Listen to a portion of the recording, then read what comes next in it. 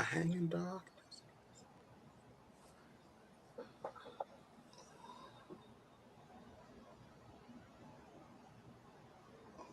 The following may contain language which will be offensive to some people and inappropriate for children.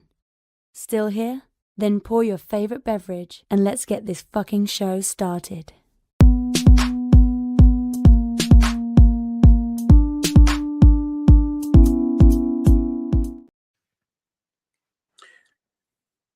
Fantastic Forum, assemble! You are watching Fantastic Forum, the premier show about comic books and your live weekly conversation about entertainment and geek culture.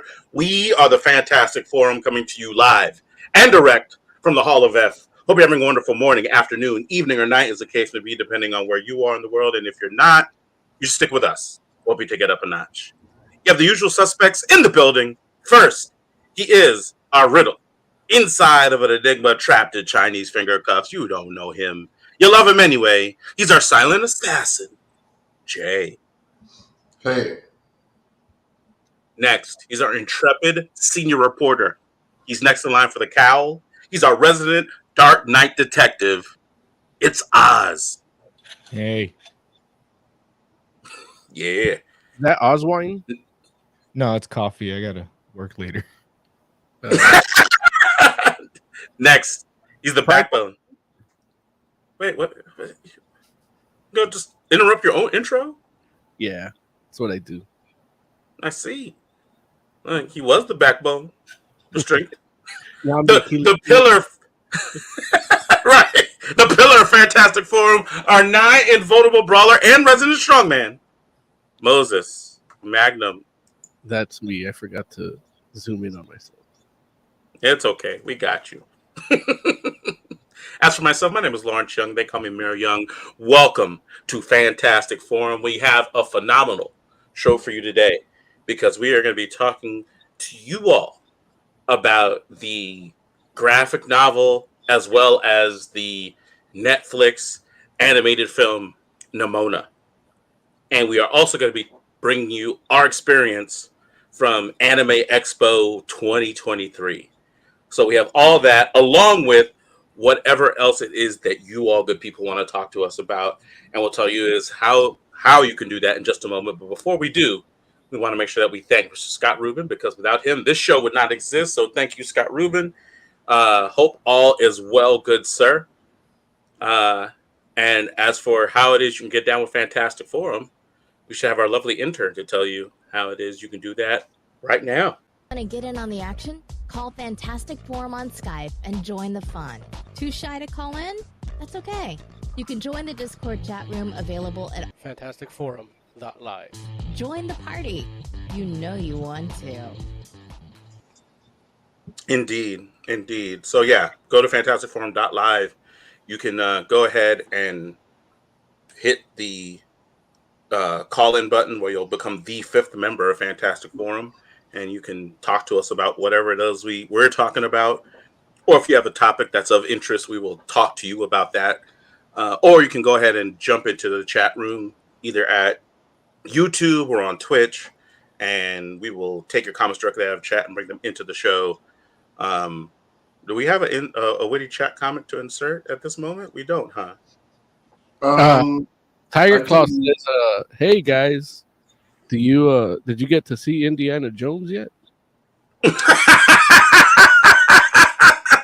There it is. That is exactly what Tiger Claw would say. Right. Right. He's gonna say it in about 2 minutes or so. But Right. I was going to just pull up the Discord, but you can do that too. Mo improvised. But yes, Mo will do. Claude did ask us about Indiana Jones and the Dial of Destiny. I don't know if you guys saw it. I saw it. I thought it was actually pretty damn good. I don't know, Jay. That doesn't sound like a resounding pretty damn good. Like it sounded like you were kind of hedging your bet a little bit. Or like people are calling it that. I wish I could not care about a character enough to enjoy a movie like that. What? Wait, what are you saying, Oz? Did you see it? No. Oh.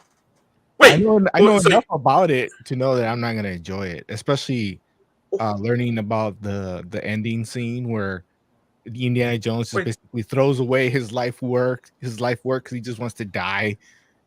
wait. I mean, are you spoiling the movie right now? Like, don't spoil the He movie. didn't Don't even see watch it. You're fine. Don't watch it. You don't need to watch it. It's dumb. Why would I like? Maybe I want to watch it. I'm just saying for I those that doubt want to you watch it. do because you didn't seem like you wanted to watch it when you asked Jay. No, I want it. I would like to see it personally, but I haven't seen it yet. I mean, listen, yeah. Give me Like, a and plus, favor. I actually talked. I talked. I talked to Jay about this while we were at Anime Expo because even though it felt like Friday when we went for the first day of Anime My Expo, it was actually my Saturday. non-spoiler review is a character assassination of a beloved character that Listen, began in the movie uh, previous. By the way, it's not like it just like this movie just did it. They started it with Crystal Skull. R.I.P. Shia LaBeouf. listen. Oh, okay. I mean, hey, I will say this: I wasn't a big fan of Crystal Skull, but at the same time, I can admit that it might just be Indiana Jones as a character changing If as you want as to the character pass the mantle, ages. I think you could have made a much more interesting movie bringing back Short Round because isn't that actor like he's been coming up lately, right? He's the one in that Korean show. Yeah, Bring and him. I just rewatched the Temple of Doom last night, and he was kicking ass in there. Like he was kicking dudes in the nuts and all that. That weird coat. He was Yeah, fucking instead of bringing back real Short Round, I heard this movie has a bootleg Short Round, like same backstories, does every like it's Short Round, but like new. Is that true, Joe, or is that just racism? Um, that is true. There is a new short round. Uh-huh. Um, what I said about throwing away his career, that is a bad take. I didn't Like, say career. I said it was life's work. it's life's work. yeah, If I that's go a into more really, detail, I can go into more detail, but now Lawrence is scolding me. yeah, Yeah, I mean, yeah, that's like a really especially bad because take. Like throwing away, yeah, that's a bad take for what actually happens. And You're gonna make me spoil it for Lawrence. no, look, why would you mess around and dispute Jay, who's actually seen the movie, versus what you read? I followed the hype. I'm just saying, it's like, look, Jay is someone you know and trust who's actually seen the Well, look, movie. I want to ask questions, but you're scolding me about spoiling it, and any question Well, I ask yeah, about like, that ending is gonna be a spoiler for yeah, you. I agree. Not just me, for our entire audience that I hasn't think seen. the ending is great, and I think the ending is even better than uh, Crystal Skull because I Well, actually yeah, give a shit about the new up and comers. It's like Girl Indie and Short Round, like they're interesting. Like, why doesn't the character have a name? I mean, he Why is he probably neutral? does, but they are interesting characters. Like, and I like watching them, seeing them. Like, if the studio was smart, they would have that be the legacy. Like, those two be the legacy characters. Retire Ford and go forward with these characters. Um, at the time and place, I think it's like 60s or something. Like, you could do good archaeological mystery shit in this time period with these characters, and it would be really interesting to go forward with that.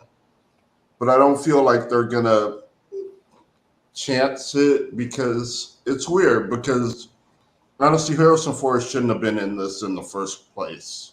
Not Wait, he literally t- rides off into the sunset in like Crystal Skull. Like mm. he was done. And I didn't want Shia LaBeouf to replace him, but these two, like, I would love that. them to replace him. Tiger Claw says the opening of Dial of Destiny is perfection. The Is that CG true, does Joe? look decent. Oh, okay. I don't know. I'm just like CG. I'm like, okay.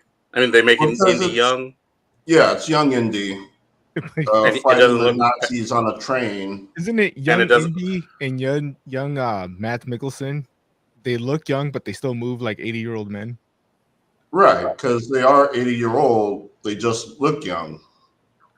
Matt You Mickelson. can't well, you can CG action, but No, but it they looks could more have done familiar. what Mandalorian did with what's his face? Pedro With Hamill. Pascal. No, Oh, with Mark Hamill. and Baby I don't know Yoda. what we're talking about. From Baby Yoda. I know because you're not a real Disney fan.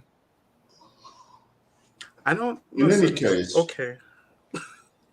well, not in any case. The movie is actually doing really poorly. It's doing worse And than I the Flash, mean, right? huh? It's doing worse than the Flash, right? I believe so.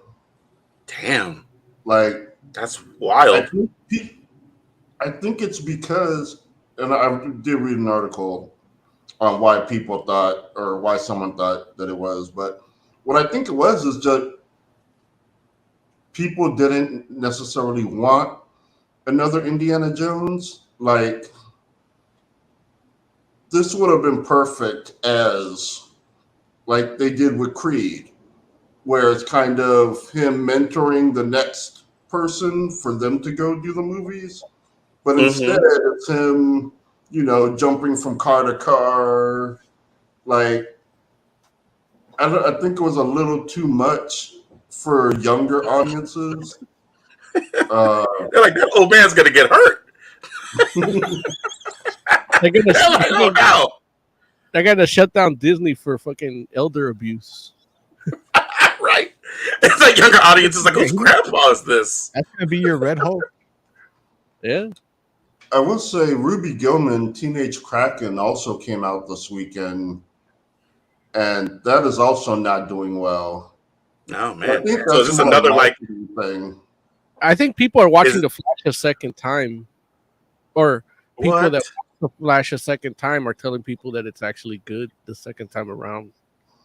Like, are you sure this isn't just like another weekend for Spider-Verse to be number one again? Is that No, I what's mean happening? that's it because it is going to beat the Flash, but I watched the Flash a second time. Did you It's- really? Yeah, and I was high Why? this time. And that made it better. Oh, dude! Like the moment he spaghettified, he stepped into another set of multiverses. He's never been. He didn't go to his past. He went to another set of multiverse, and he never gets back. That's why the movie. And now he's gone. Yeah, but with that little detail, I noticed while I was high. I'm like, oh shit! He never even went to his past. He just went to another set of multiverse. So That what that detail makes the movie a lot better. like, but when did he go to his past in the first place? Well, that's what the supposition is, where he's like trying to recreate his own accident and shit. But we know it's not his past because Batman's in it. Right, but that spaghettification cements it that it's a whole other set of multiverses, not just like how there's dark multiverse and metal multiverse and all that shit. Like it's one of those situations. That's how they can get away with not even like rebooting, like just starting fresh. Yeah, if you say so.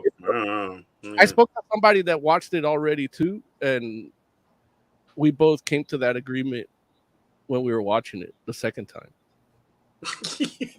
Like she told me, she's like, wait, I don't want to spoil it for these people, but right here the Speed Force turned blue, but everywhere else is red. I'm like, yeah. I go, that's it. I go, and I explained to her the spaghettification in as you get closer to a wormhole, how that's, and I explained that concept, and she goes, oh, so that means he never even went to his own past. Like he just went into a whole other set of multiverses. I'm like, yeah.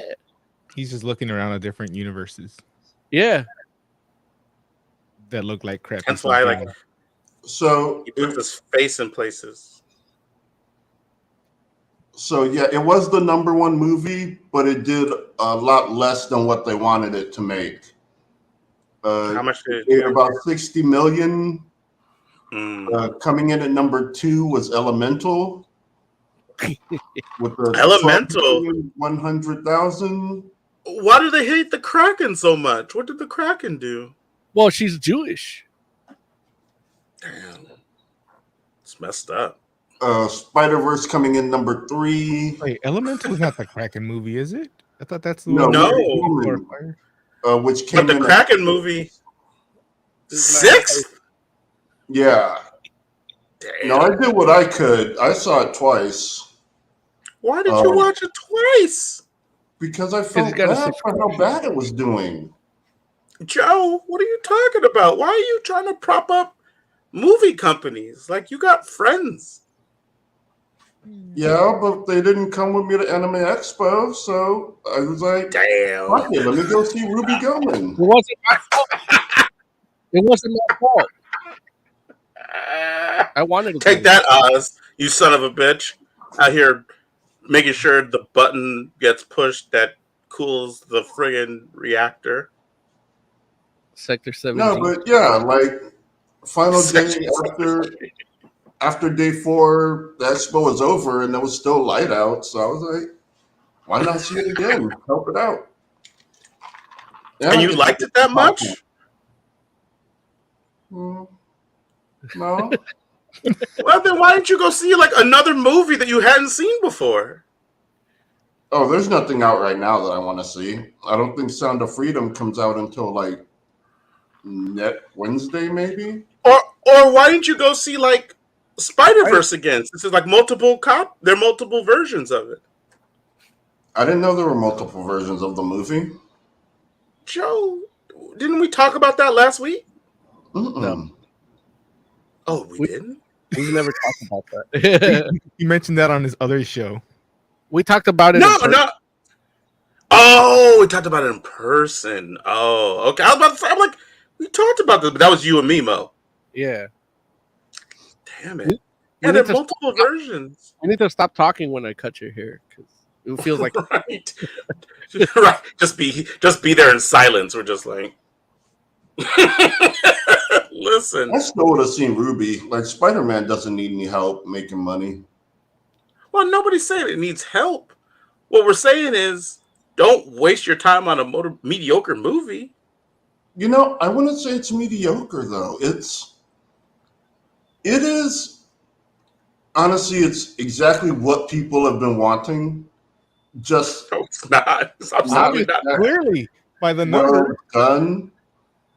And I'll tell you, what people have been wanting is they want movies with bad guys, and they want like the trend has been moving more towards generational conflict.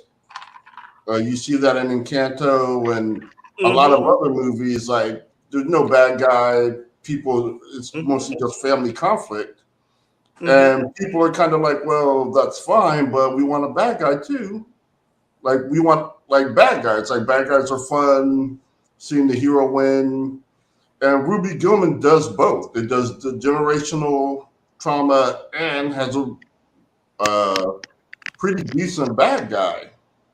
So it's like, it is what people want. It could have been done a little better, I think.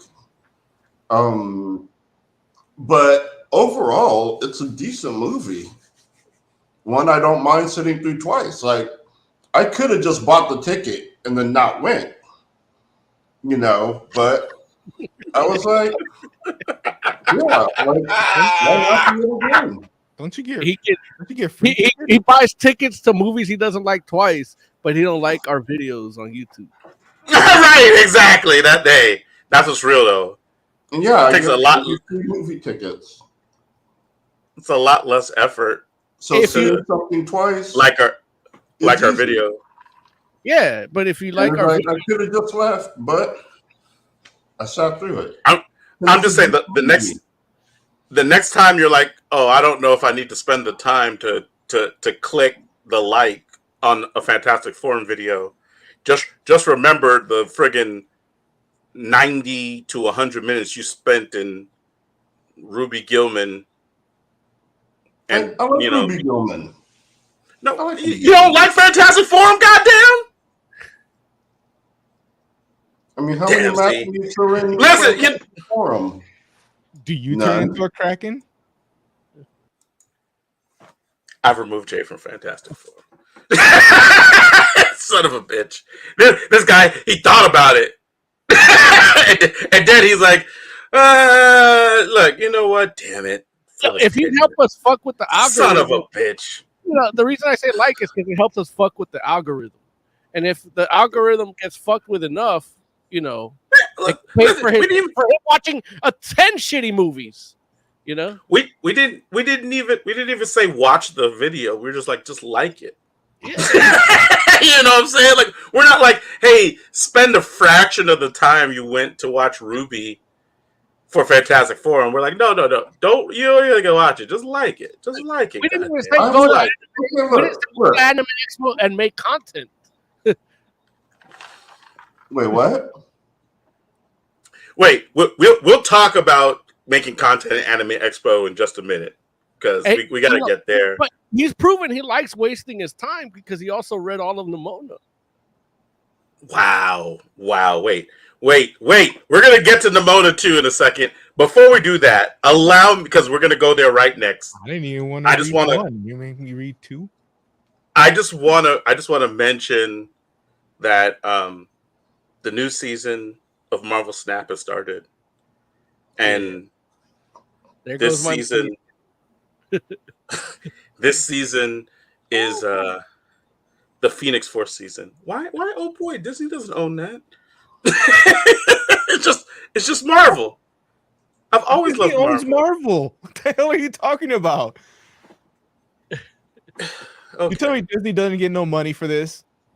No, I don't know. That's probably not the truth. I mean, Marvel gets money and Disney gets money through Marvel, but not like right. That's probably But anyway, value goes up, but Marvel's value goes up more. I don't know if you all have seen the season pass card for this season, but it is in fact the Phoenix Force itself as a card. Yeah.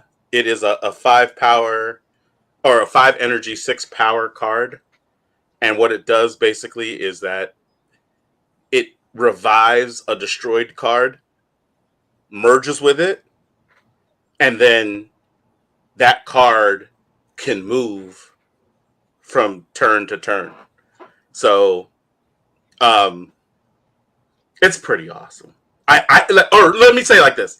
I like it, and I haven't even played with it yet because I don't have the season pass yet. But the art in it is just great already because it's like a fine art painting, like a fantasy art painting. I'm trying to bring it up right now. Because it's a season pass card. Like all the season pass cards, there's 2 versions of it. When you buy the season pass, you get the base version, and then when you get to the end of the track of the season pass at level 50, there's an additional version of the card at the end. Oh, well, hold on, let's see. Yeah, so no, it's a pretty good looking card. Jay, if you can pull up a version of that joint for the whatchamacallit, like through the internet or whatever. Okay. But it's a cool looking card. I think the possibilities, because it has like a kind of destroy move kind of Bookbuster hybridish kind of thing going on with it, and so there's a lot of people making decks like that. A lot of people trying to use multiple man with it because multiple man leaves a copy of itself when it moves, and so right. Like say again. Like, let's say it merges and then gets destroyed. It's 2 of them that can move, right? No. So the way that, only the version of multiple man that gets moves. destroyed and brought back by the Phoenix Mm-hmm. gets to move whenever it wants to. Now, Okay. every version of Multiple Man still leaves copies behind of itself, Yeah. but only that version doesn't need anything to move it. Only the Oh, like the Phoenix Force version of it. The season pass track also has a there we go. Yeah, so that's what the card looks like. That Jean Grey is also a part of this season as well, so that card will be coming. It hasn't come out yet. But um the season pass also has each season pass comes with variants, and the variants it comes with are Ileana and Colossus. So you get Magic and Colossus, and it's both the Phoenix 5 version yeah. of those two cards. So, that's very cool. I wish they had the Wolverine one. You wish they had the which one? The Wolverine one, like Wolverine. Oh, like the old man Phoenix. Yeah, yeah, yeah. That would be a cool variant of Wolverine. I agree with you on that. This past season just ended while I was on vacation, but I was able to. I got to like level 48, and Nice. then I paid for it. so it boosted me to past 50 Mm-hmm. to get all the variants and everything. And I didn't Yeah. do the other level, the like the bronze, diamond. I didn't get. I got to like I was up getting close to diamond, but the competition started getting tough. I had to I had to fuck around with a whole like new way that I do my destroy decks, and just basically banking on like Venom and Nimrod. Yeah. Not Venom and Venom and Arnim Zola. And Oh yeah, I can see that. So, but they got tough. It got tough, but I still had to dial it in. Like I still had to figure out my technique with it, because it's all your deck gets shuffled no matter how you make it. So you gotta tweak it so that the initial shuffle will give you what you want, what you can use in any situation. So I gotta tweak that deck. But now people It's are a really little better messing around with this. picture, Thank you, Jay. People are really messing around with this card, and it's definitely like don't get me wrong. I don't know if it's gonna be like the top decks are gonna be Phoenix decks necessarily, but like you just mentioned Nimrod. That's another card that I've seen people mess around with this, where you merge a Phoenix and a Nimrod, and it's like literally like Nimrod at this point is already a 6 cost card. You merge it with Phoenix, it's now 12, and whenever you destroy it, it's going to make 12 copies of it, 12 power copies of itself, and you can move it. So it's like, it's not even like it has to, like, you can move the Nimrod to wherever it makes the most sense for you to destroy it, and then have the other copies end up where you want them to be. So, it's good stuff. I've seen people, they don't even merge it necessarily with anything, and they just Shuri the Phoenix. Yeah. And so it's a 12 cost card that you can move whenever you want to, and so is worth. Mm-hmm. And if you use like an absorbing man after it, like because it's 5. So I've even seen that. Yeah, at the very least, you revive another card with that merges with the Phoenix Force. Yeah, I haven't even seen that yet. I wonder if that would work. Nobody's thought of that yet, man. Like, I'm like, wow, that would be really interesting. You're right. Like if you have, see, the only thing is that I don't know if absorbing man, the absorbing the merging thing or the cost. Well, it's not the cost. It's more the because what happens is the Phoenix, like it takes on the properties of whatever card it resurrects. Right. So when you do the Phoenix, that on reveal works, right? And so technically, that's the last on reveal that's happened. So if you, but the only thing is that if you do, like, say, if the card you resurrect is an on reveal card, then that on reveal effect happens again. But if it's not an on reveal card, like say it's a multiple man, No, but it's the last card you played, not the last card that activated. well, but what I'm saying is and you know, you might be right. Like I don't know how that works. I don't know if like you like it could work that way. You gotta get it. Yeah, like it could work that way. I don't know, and that's the wild thing where I'm like, wow, that's really interesting because I don't know if you play Absorbing Man after the Phoenix, does it merge a new card? Because that'll happen because sometimes people will destroy more than one card and it's like a 50-50. Because I've seen people do that with multiple man and dagger. Cards destroyed by like Sif or yeah, you know, or Yandu, you know. Well, Sif technically doesn't count because Sif is discarding, not destroying. Technically. Okay. Yeah. So yeah, but so you're right. Like you know, yeah. Like a Killmonger kills all your shit. And, right. Exactly. So yeah, it's really interesting. So yeah, I'm definitely planning on getting it. I haven't done it yet, but I'm planning on getting it because it's like, yeah. So we'll see how it all goes, and then also now, if you buy, do you get one just from buying the premium, or do you have to still go through the ladder? No, you don't have to even buy premium. Like you can buy the non-premium, which I would suggest. But the $10 one, right?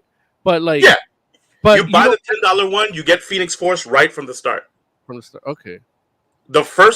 What happens is when you buy a season pass, the first card you get is the season pass card, and then at the end of the track, you get a variant of the season pass card. Okay. So like this last one was the Spider, the Spider-Verse one. You got a version of Spider-Gwen or Ghost Spider right from the beginning. And then at the end, you got a variant, which was the Ghost Spider 2099 version. Yeah. So yeah, so you'll get the. Say again. I don't like that one. Yeah, I mean, look, Ghost Spider didn't need a 2099 version. But I hate it because they made that the avatar too. So if you want a Spider-Gwen avatar, like that's the avatar. Oh yeah, that's not cool. Like I want, like they should have done a regular one. Yeah. Yeah. Yeah. Also, too, I should mention that the conquest, the conquest mode has come to the game as well, and so you can basically go through conquest, and I mean the main reason to go through conquest, or the main like thing that people are looking for, is you can get like an infinity version of your avatars. Like that's kind of like the big prize at the end or whatever. But realistically, I know for me, I'm like, I don't care about that. I don't like how Conquest doesn't let you like rework your deck in between matches. Like, yeah, no, point yeah. 20 different ones. Like I'm using all my 20. Like I have to break every time I get more cards and I modify my decks. I have to get rid of decks to rebuild them. I use all 20 slots. So yeah, me too. Absolutely. And not only do I use all 20, but I would have more than that if they would give me more. Yeah. Because I use different. I have like 3 different that are all based on one cost, one power cards, and they're the same. They're just a little different. Like one has Killmonger in it. Variations. Yeah.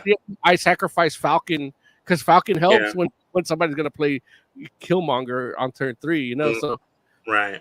And shit like that, or you can throw in a Carnage or a Venom in there, and it'll change your whole style. So for me, that's already 3 1 cost card, 1 power decks, and then on top of that, like if I had, for example, like a high evolutionary, that would make a 4th deck that I would use like that. That's already 1/5 of the available decks. So right. And I do that with every. I like to play destroy decks a lot and move decks a lot.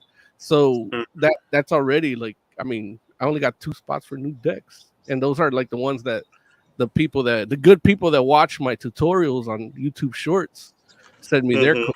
And I try to play with theirs every now and then. Yeah, But yeah. No, I agree. That's good so stuff. Yeah, I agree. Like I would benefit from additional slots. I would like another oh, 5 the ability to use them in to conquest. 10. The And, ability oh, go ahead. that I'm sorry. my big gripe is the ability to use them in conquest. It's I think that, at least from what I've heard, and I don't know because I don't play a whole bunch of collectible card games, but I've heard that there's like games have like side decks, yeah. and a side deck isn't like a whole new deck, but it's like basically like a set of like like for like Marvel Snap, maybe like a set of like 3 to 4 cards Uh-huh. where you're like, okay, I'm playing this person and their deck kind of like has some answers to some of the stuff that I'm playing. Let me switch it out with these, like let me switch out some cards with 1 or 2 of these other cards Yeah. to like maybe have a better answer to what they're doing, and I think that that would be a fair thing to do, where it's like, that way when you're going through a whole conquest match, because a conquest match isn't just 1 round, it's like generally it's at least 2 rounds, but more likely than not, it's probably like somewhere between like 4 or 5 rounds. And so it's like, if you have somebody whose deck is like for instance, I like playing bounce decks. And so if you're playing a bounce deck, the deck that or the kind of deck that could potentially like counter your deck and be like the answer to what you're doing is like a deck that has like say a Killmonger in it and like say a Shadow King, you know, because those are kind of like 2 cards that work specifically against bounce decks.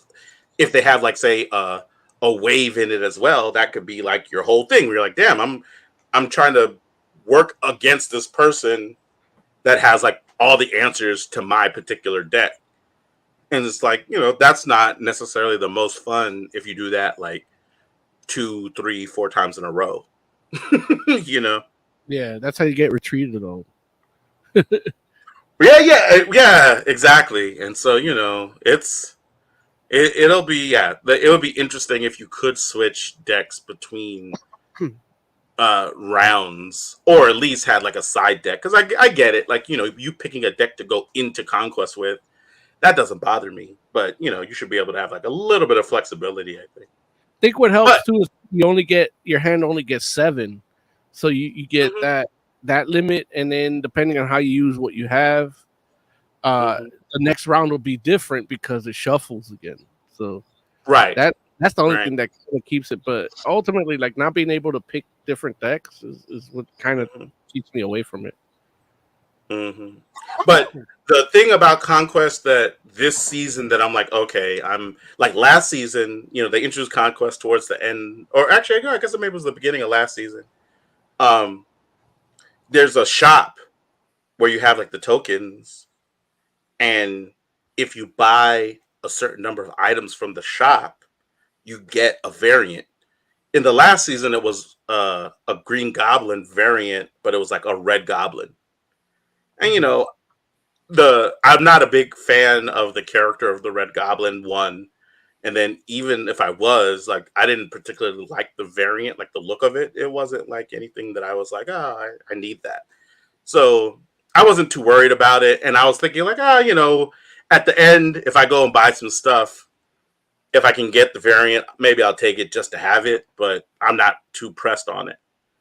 But and I'm glad I felt that way, because I was like, let me see if I can do it, and it made me understand how the shop works and how generally generally speaking, there are only so many purchases you can make in the conquest shop, and like for instance, in the first week, there are only 3 things you can buy, and each one of those things you can buy counts as a purchase, but they cost different conquest tokens. Like one's like 15, and another one's like 800, and another one's like 350, right?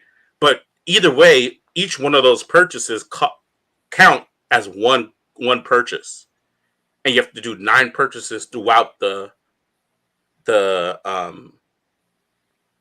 like the season in order Mhm. to get to get the variant.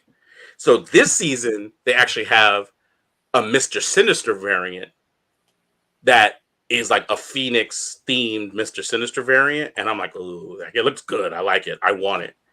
And so now I know. I'm like, okay, I gotta like be trying to like buy these things throughout the season in order to keep up, because I mean, technically you could push through at the end and like just like play and get it, buy it all at once. But I'm not trying to do that. Like I don't have that kind of time to be like dumping like take in the last, especially considering this month, like the last week of July.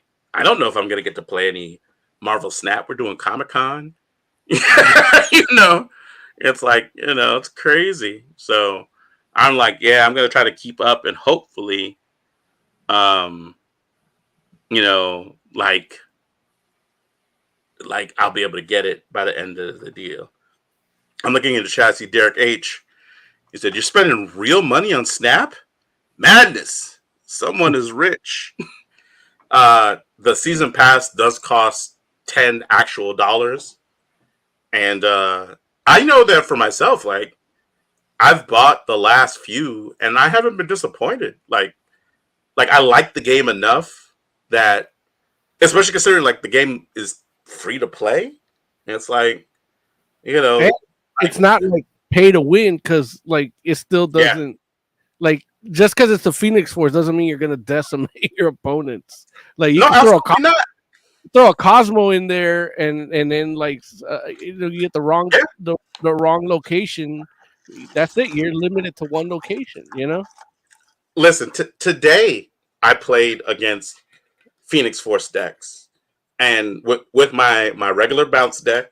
Nothing special. Like there's nothing. The only thing that's in the bounce deck that you would have had to potentially have paid for is the Hit Monkey, because Hit Monkey technically was a season pass card. Yeah. Even though I didn't use Hit Monkey every time I won, and that's the whole thing where it's like, I like that deck is potentially a thing where you could like just not be a person that's ever bought a season pass, play with the deck I was playing with, and you would have beat somebody that paid money to get that card like in the first or second day it's been out. And so that is the beauty of the game, where it's like, the cards all do amazing and different things, but none of like it's all pretty decently balanced in my opinion. So yeah, we got Nimona. But if you want more Snap content, check out our shorts. Yes. And we gotta get to some tutorials, some like basic, some Snap 101 type stuff too. We should do that, Mo. Nah, they have a tutorial level. Mo's like, man, like actual strategy. Like, you want actual strategy? That's I love it. People don't like. Can I bring Jay back in, or is Jay gonna be like? Let's see. Oh, there it is. Okay, let's do some. He was busy liking. I don't know if you want to. I don't look. Let's do the movie. The movie theater intro, and let's talk about Nimona the movie first.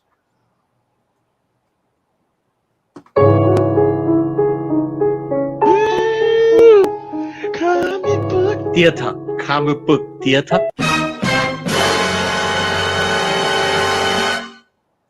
Shout out to the Claw Theater. All right.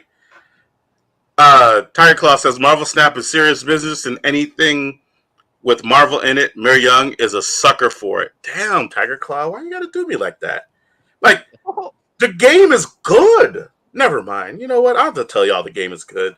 Like, anyone that's played it knows the game is good. It may not necessarily be for everybody. I'm not saying that, everybody that has played Marvel Snap is still playing Marvel Snap, because Lord knows, like, I know Oz plays sometimes.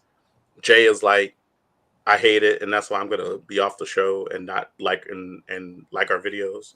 So it's like I get it, but it's a good game. It literally won like mobile game of the year. Like Hey, but I don't know. Hey, I know. I'm sure that. Huh? Like, what was the competition like when it won? I don't know. What? I mean, does it matter? Mighty Doom. I mean, if it's up against garbage, then Warhammer Tacticus. I mean, but I'm just saying. I'm saying, when do we ever mess around and somebody says, "Oh, it won Game of the Year," and somebody's like, "Well, what else came out that year?" Whoever says that, you're just like, that's a hater move. You're like you mess around and like people like it's the opposite. Like people say that like when Star Wars came out, people are like, "How did Star Wars not win friggin' Picture of the Year? What else came out?" That's one thing. But when the thing that won, people aren't like, "Oh, well, it's obviously garbage because the competition must not have been that good." It's like, you don't even know. You listen. What notable mobile game? That's why I'm asking. Diablo Immortal. It could have been. This could have been an amazing year for mobile games, and Marvel Snap came out on top, and accolades should be given to them. But it could have been a garbage year. Like, I'm just saying, what coming on top of garbage isn't great. What other mobile game came out the same year that Marvel Snap did? Are you even aware of? None. I'm not. That's why I'm asking. Like, I don't follow mobile games. Like, I know the Avatar joint came out. I'm looking at that was garbage. Game of the Year. Beautiful looking garbage, but garbage nonetheless. I'm looking at the Game of the Year, and it's the only category where Snap isn't by itself. Like there's two winners. So it's not Game of the Year. It tied with Subway Surfers Tag. That's a big game. Okay. So mobile game of the year or game of the year? It's the Game of the Year category for pocket gamers. So what you're telling me is this thing is just as good as Subway Surfers. What was it? 10? Better. Tag. Subway Surfers Tag. Yeah. And so I'm supposed to be excited that it's in the same Subway Surfers. Like, I'm really supposed to be like, wow, that's amazing. It didn't win Game of the Year. It tied. Listen. Oz is talking about something else. I'm talking about the Game Awards. Which game? What company? What Game Awards? The Game Awards. There's only one The Game Awards. Really? Mobile best mobile game. Marvel Snap won against Genshin Impact, Diablo Immortal, Apex Legends Mobile, and Tower of Fantasy. That's who it won against. Why don't you just say that? Why don't I just say what? The games it won against. I literally just told it to you. You didn't say that earlier. First, you're like, because don't be mad at me because I thought the fact that it won the Best Mobile Game of the Year award would have been enough, and you're like, what was the competition? I didn't anticipate the hateration. I thought you were a better person than that. No, I said, what was the competition? And if you had said, oh, well, it went against Genshin Impact, Diablo Immortal, and the other games you just mentioned, I could have been like, oh, okay, those are some pretty good games. Like Marvel Snap is doing pretty good. First of all, you're basing this on the Game Awards, which we all know for years is basically it's advertising. That's all the Game Awards has been for like 15 years at this point. When I go to a legitimate, non-paid for site that specifically looks at mobile games, it doesn't win. It did win. It tied for first. Oh, you didn't win if you tied. It's like, wait, so if you tie for first, that means you didn't come in first? Yeah, that's exactly what that means. You came in half. You're less than first. And who else was it? Who did they win over? In the one that I looked at? Oh, there's a lot. I'm just saying, this is the company you're keeping now, Jay. Oz is hating. This is where you're at. What? Let's see. Streets of Rage 4. Okay. Tap Force. Yeah. Tap. Wild Things Animal Adventures. Warhammer 4000 Tacticus. I don't even know what the hell that is. That's a good game. I played that for a while. Diablo Immortal. Mobile. I played that until Wasn't that Listen. like, didn't you have to spend like $1,000 to get anywhere? I bet you. No, that's not true. What it is, the guy spent $10,000 and he still ended up in the same place where somebody that didn't play anything. But the problem is, it's multiplayer, and I have nobody to play with. So that's at some point you have to team up. Oh, look, it beat Nerf Super Blast. I bet Diablo Immortals out there wishing it had come in half. In half place. Like Diablo Immortals, like they're getting 10,000. Honestly, what do they care? The fact that Diablo Immortal got nominated is a huge triumph for them. Oh wow! Wait, so we're giving props to Diablo Immortal for losing and just being a nominee, but Marvel Snap can get any props for being the best game of the year, best mobile game of the year. Good job defeating Text Express World Adventure.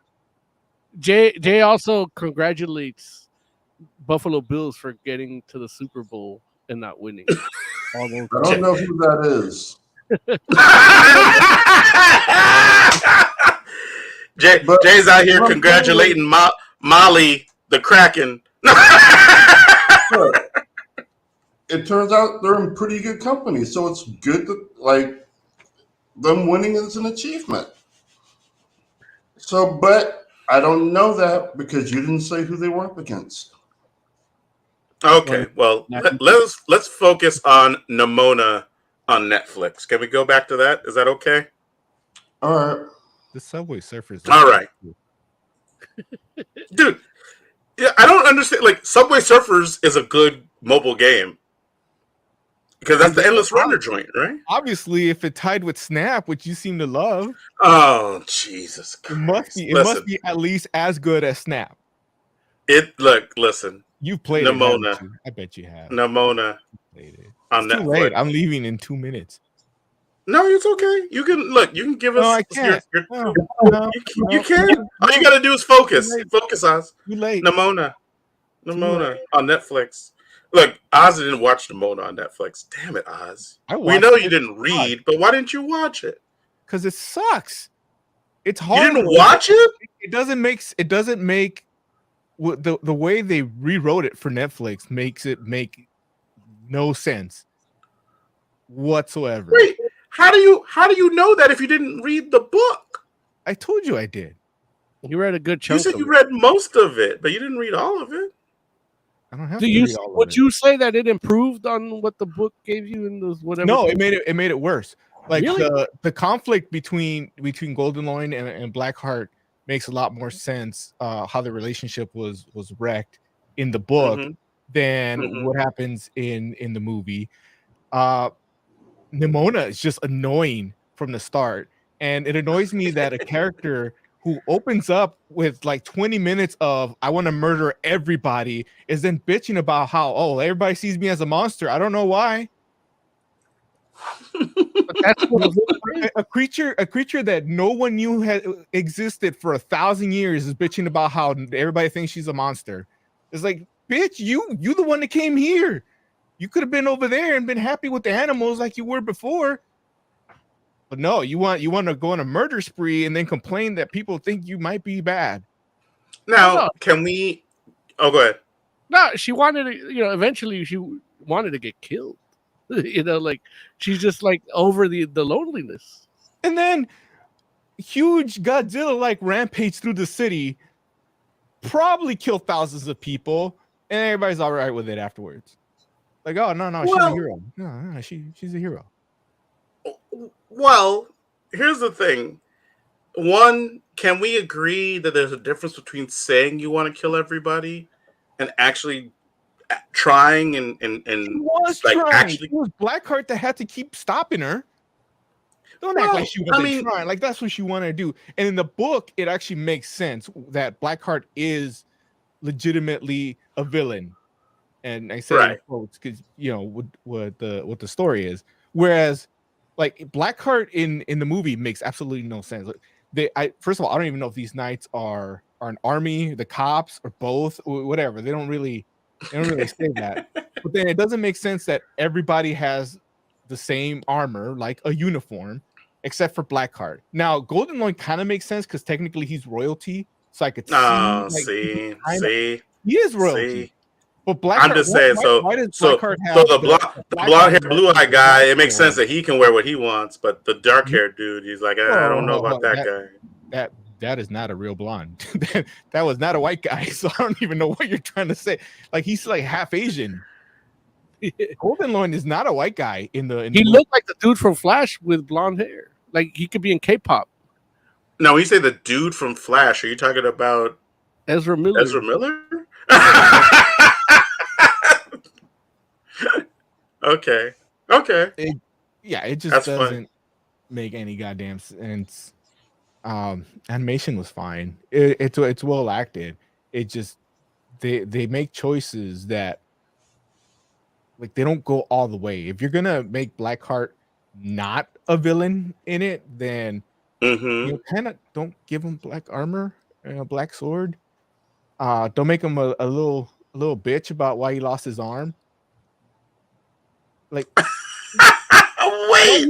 why he lost his What? arm makes sense, right? Well, actually, no, and that doesn't make sense either because what the hell kind of bootleg armor is he wearing that a sword just sliced right through the fucking thing? Because he's in full armor when that happens. It's segmented. Yeah. Like in the book, it makes sense. Like it gets blown off.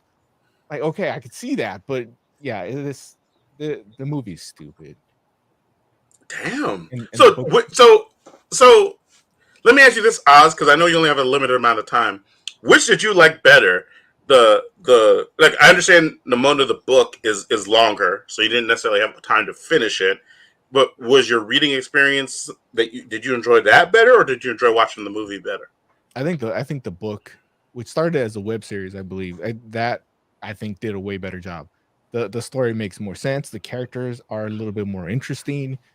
Uh, yeah, I mean, look, just the relationship between those two characters, like what happens in the book is a lot more interesting than what happens in the movie. Because in the movie, it's pretty clear, like dude did what he thought he had to do.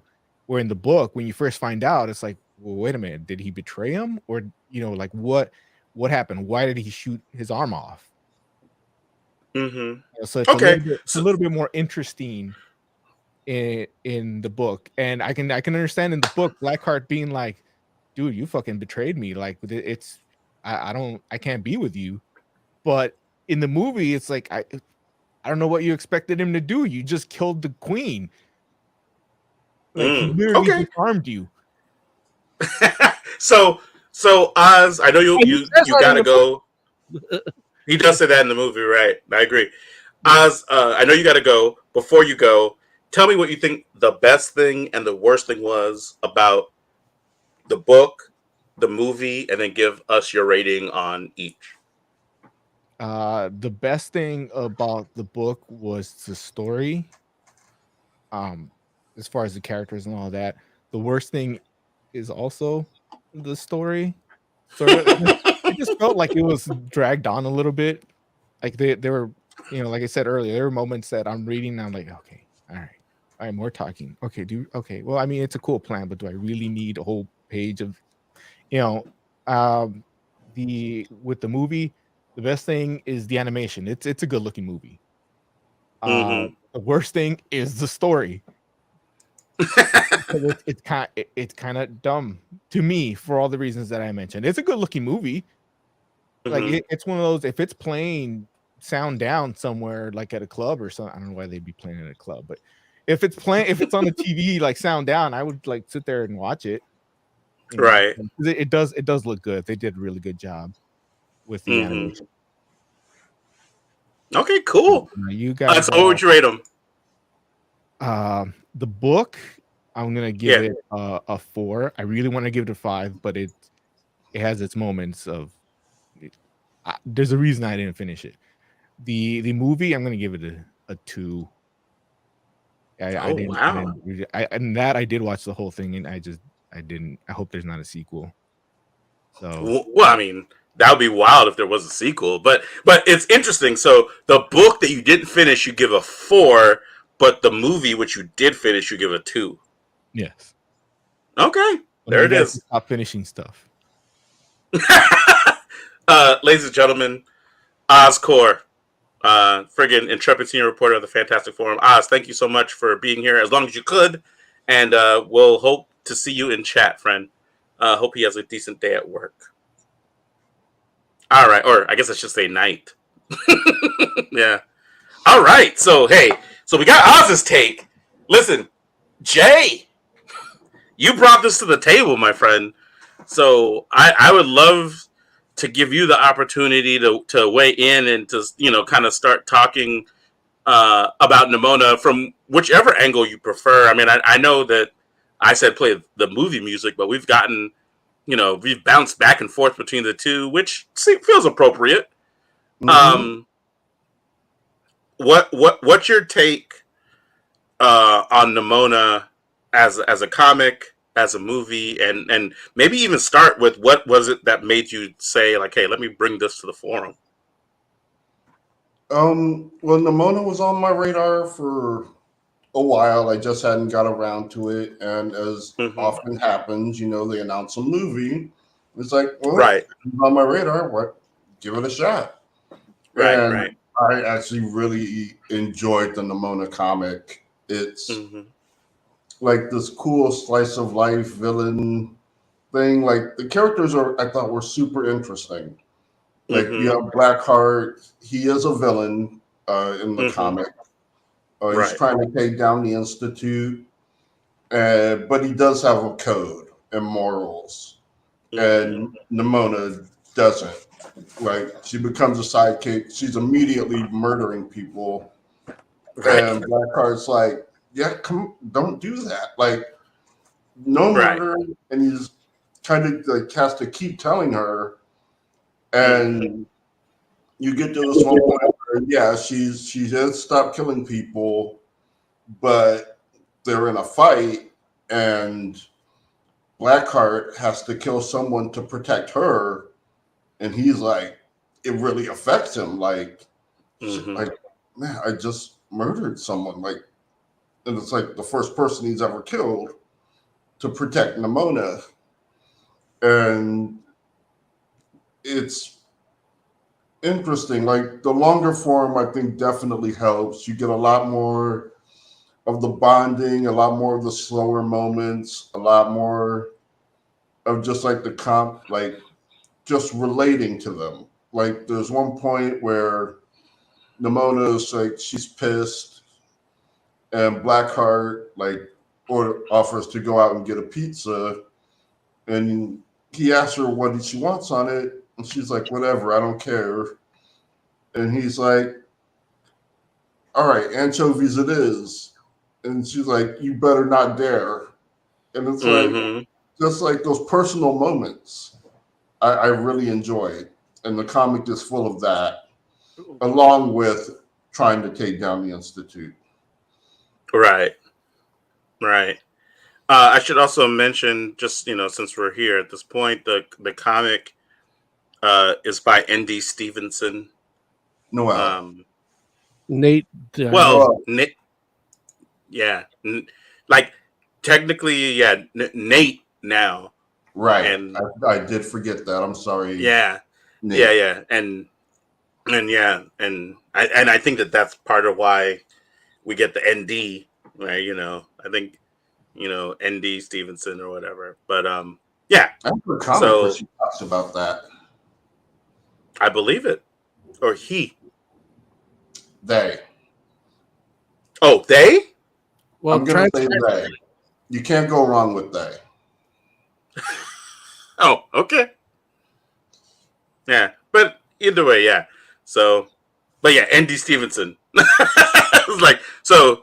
That's the comic. Mo. She did She-Ra. he did. Shit. She-Ra comic. No, The animated joint on Netflix. Oh, like what? Writing? The showrunner. She produced. Yeah, she was the showrunner. I don't know. I'm asking. Like this is what. Like I don't know what they I'm do. just answering. That wasn't Oh, a you should know. Like I'm just answering. Yeah, she was the showrunner for She-Ra and the Princesses of Power. really? He was. I'm sorry, I'm not doing it on purpose, ND. Look, I don't know if ND believe you. I hope they do. I hope they ND's do. like, I got a name, goddamn. No, like I had this. I put this ND here for a reason. No, that's fair, but no, I get you. Okay, I didn't realize that. That's interesting. Was that? Do you happen to know, is that pre or post Nimona movie? Free. Nimona movie just came out. Look, just because something just comes out doesn't mean that it hasn't been made for a while. Oh, Because no. She-Ra definitely got done before Nimona.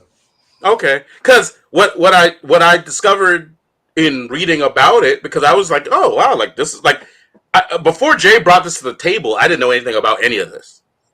Not even Lumberjack?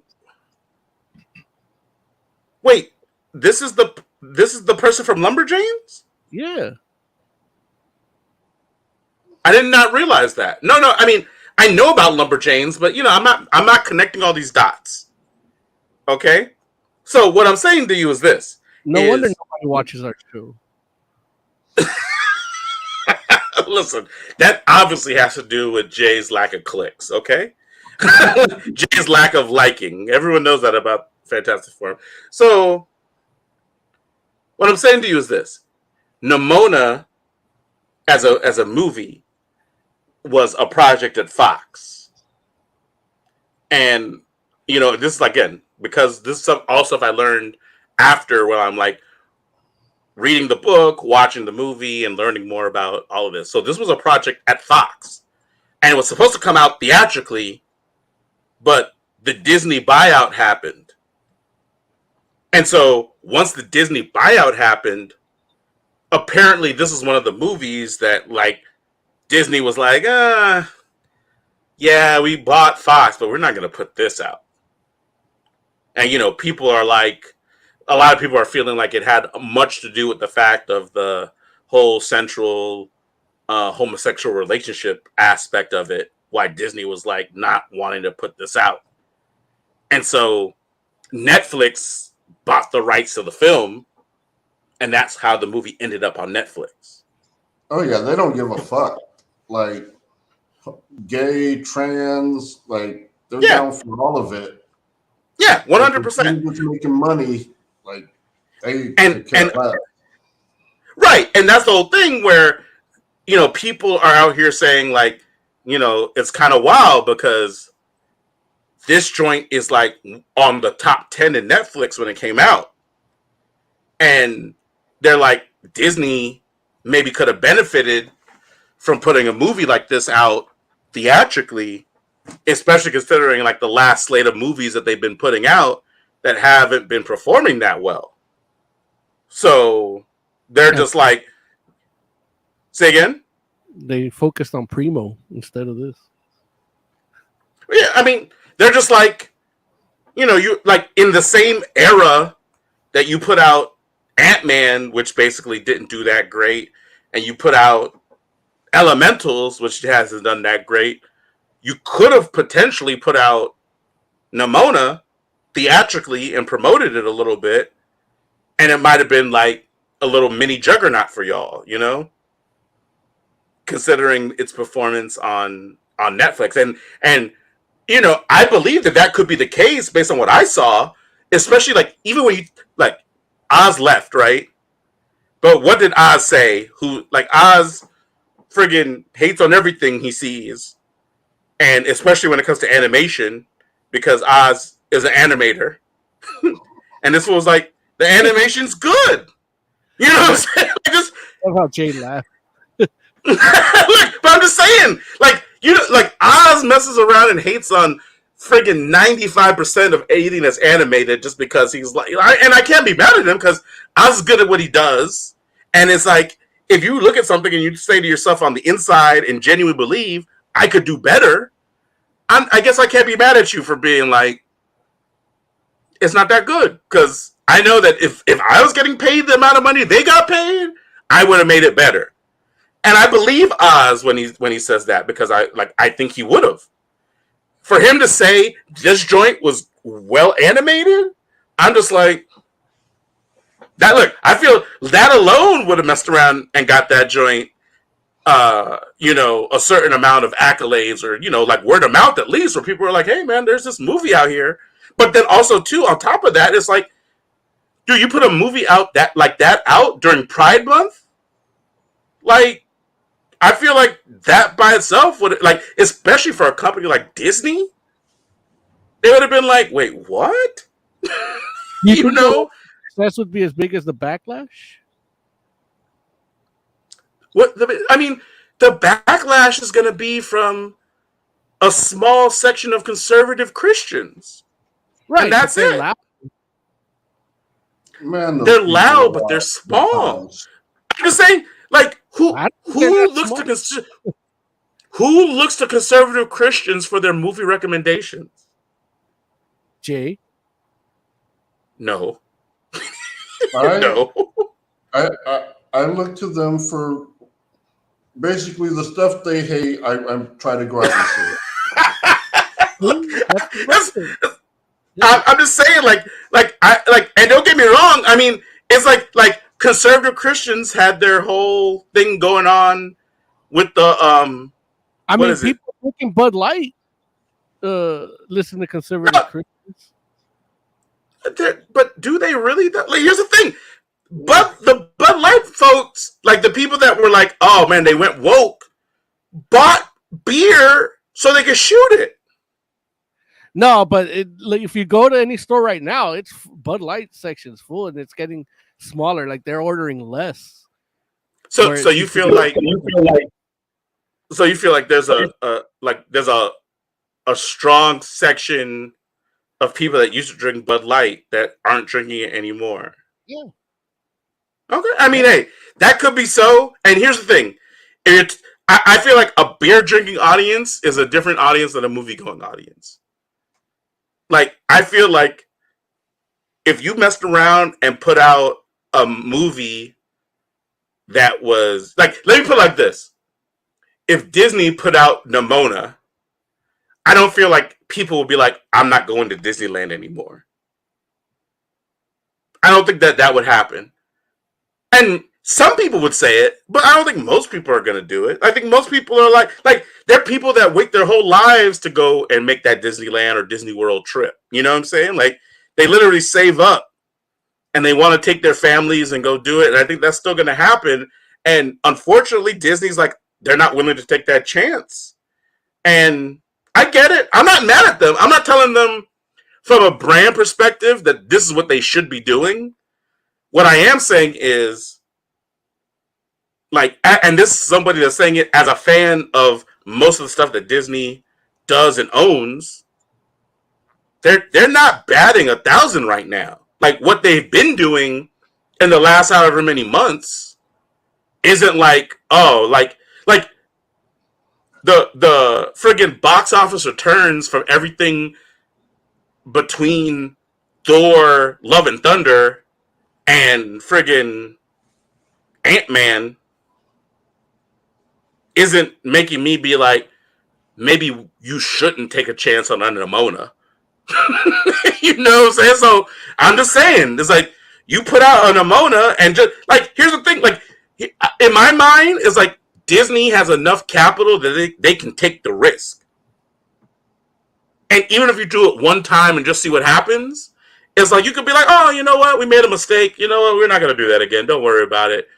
And I get it. Like, at the time, I'm sure when this was all happening, because, this is like, again, we're talking about the Fox buyout.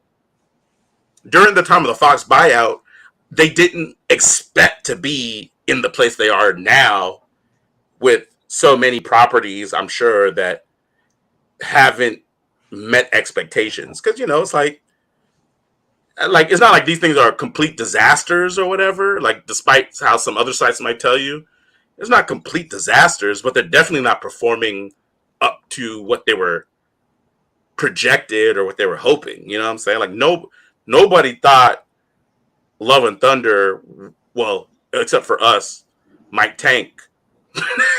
You know what I'm saying? Nobody thought Quantumania was going to be completely terrible. I think, except for maybe what Oz. Did Oz think Quantumania was going to be terrible? I wasn't sure. I don't know. I don't remember. But yeah. But I don't like, and so yeah. I knew Ant-Man was going to be bad because it wasn't Fantastic Four. I do remember you saying that you wanted it to be Fantastic Four. So, But anyway, look, let's get back to the core Nimona. Moses, you given some of your opinions when I was just talking. What are your thoughts on Nimona, whether it's the movie or the comic? The movie, he says a lot of things don't make sense, but it's a medieval world with technology and iPads in it. Like, right. So right. Like cyber medieval is not a genre that is just out here. Right. But that kind of reminds me of like Warhammer. Like Warhammer kind of does that. So, and this is a different way to do it. So I was in on it and I'm like, I'll just go where this movie takes me, And then I watched the movie first and then I read the comic after. And interesting. Yeah. And the comic, like, the dialogue, like it's written, I know it's a teen book or a teen rated book. So it reads like it's written by a teen 14. So it's like after like page 45, I'm like, this isn't for me. Like, it's not for me. I'll just stick with enjoying the movie. Like there's like, I know Jay talked about the dialogue and these moments. And when he mentioned like the anchovy moment and he's like, the book's filled with that. It's like, yeah, I don't need 300 pages of that. Like you can, yeah, I'm good. Life's too short.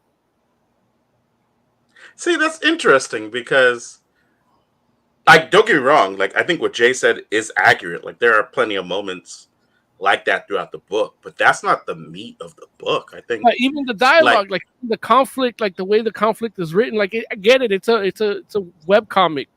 Like, it comes out once a week or whatever. So, like, I get it's written that way. I'm not gonna read 300 pages of that. Like, I buy collectors. That's a web comic. And it's a different. It's more like a strip. It has a setup, punchline, boom each week. Yeah. I could read. I'm on volume 7. I just kickstarted that, so I can do that. This is more like a serialized comic that's done one page a week, and reading all them together doesn't make me feel like I should have just read it when it came out or anything. Like it's just not for me. Like it feels kind of like an adventure time without the charm and with the art. So I'm like, yeah, this is this is not for me. Like, I can definitely see why you would feel that way from the art, because I do feel like the art does have like the random like conversation. Like the conversation's supposed to move the story along, especially if you're having a lot of conversation, and a lot of it is like kind of nonsensical, especially at the beginning. So it just I agree. It made me not want to keep reading. Like I'm like, no, I feel that because I do think that. And by page 45, Derek is going to love this. By page 45, you realize how different the movie is from the book, and I'm like, oh yeah, 100. Why do I want to like if the book is so great, why would you change the movie? And then I start getting aggravated too. So it's like, I don't like it already, but I'm defending the comic over the movie because, comics is our gospel. It comes first. You don't get that movie without that comic. But really, like, you get that movie without that comic. Like, no, you can't see it. Wolfwalkers, like, and that was a good movie. A similar type of story, not wholly thematically, but you could get that without a comic. See, and that was another interesting point that Oz brought up, and one of the few reasons why I was like, oh man, like Oz actually did read a good majority of the book because he saw the differences and some of the themes between what happens in the book and what happens in the movie, and kind of realized, even though he didn't finish the book, which is wild because I'm like, He didn't finish the book, but he ended up going to go watch the movie. He's like, the movie watered it down. You know, like, you watered down some of these relationships. And like, Oz didn't have to finish the story to know that that was the case. And yeah, and I happen to agree with that sentiment. And don't get me wrong, I'm not knocking either one.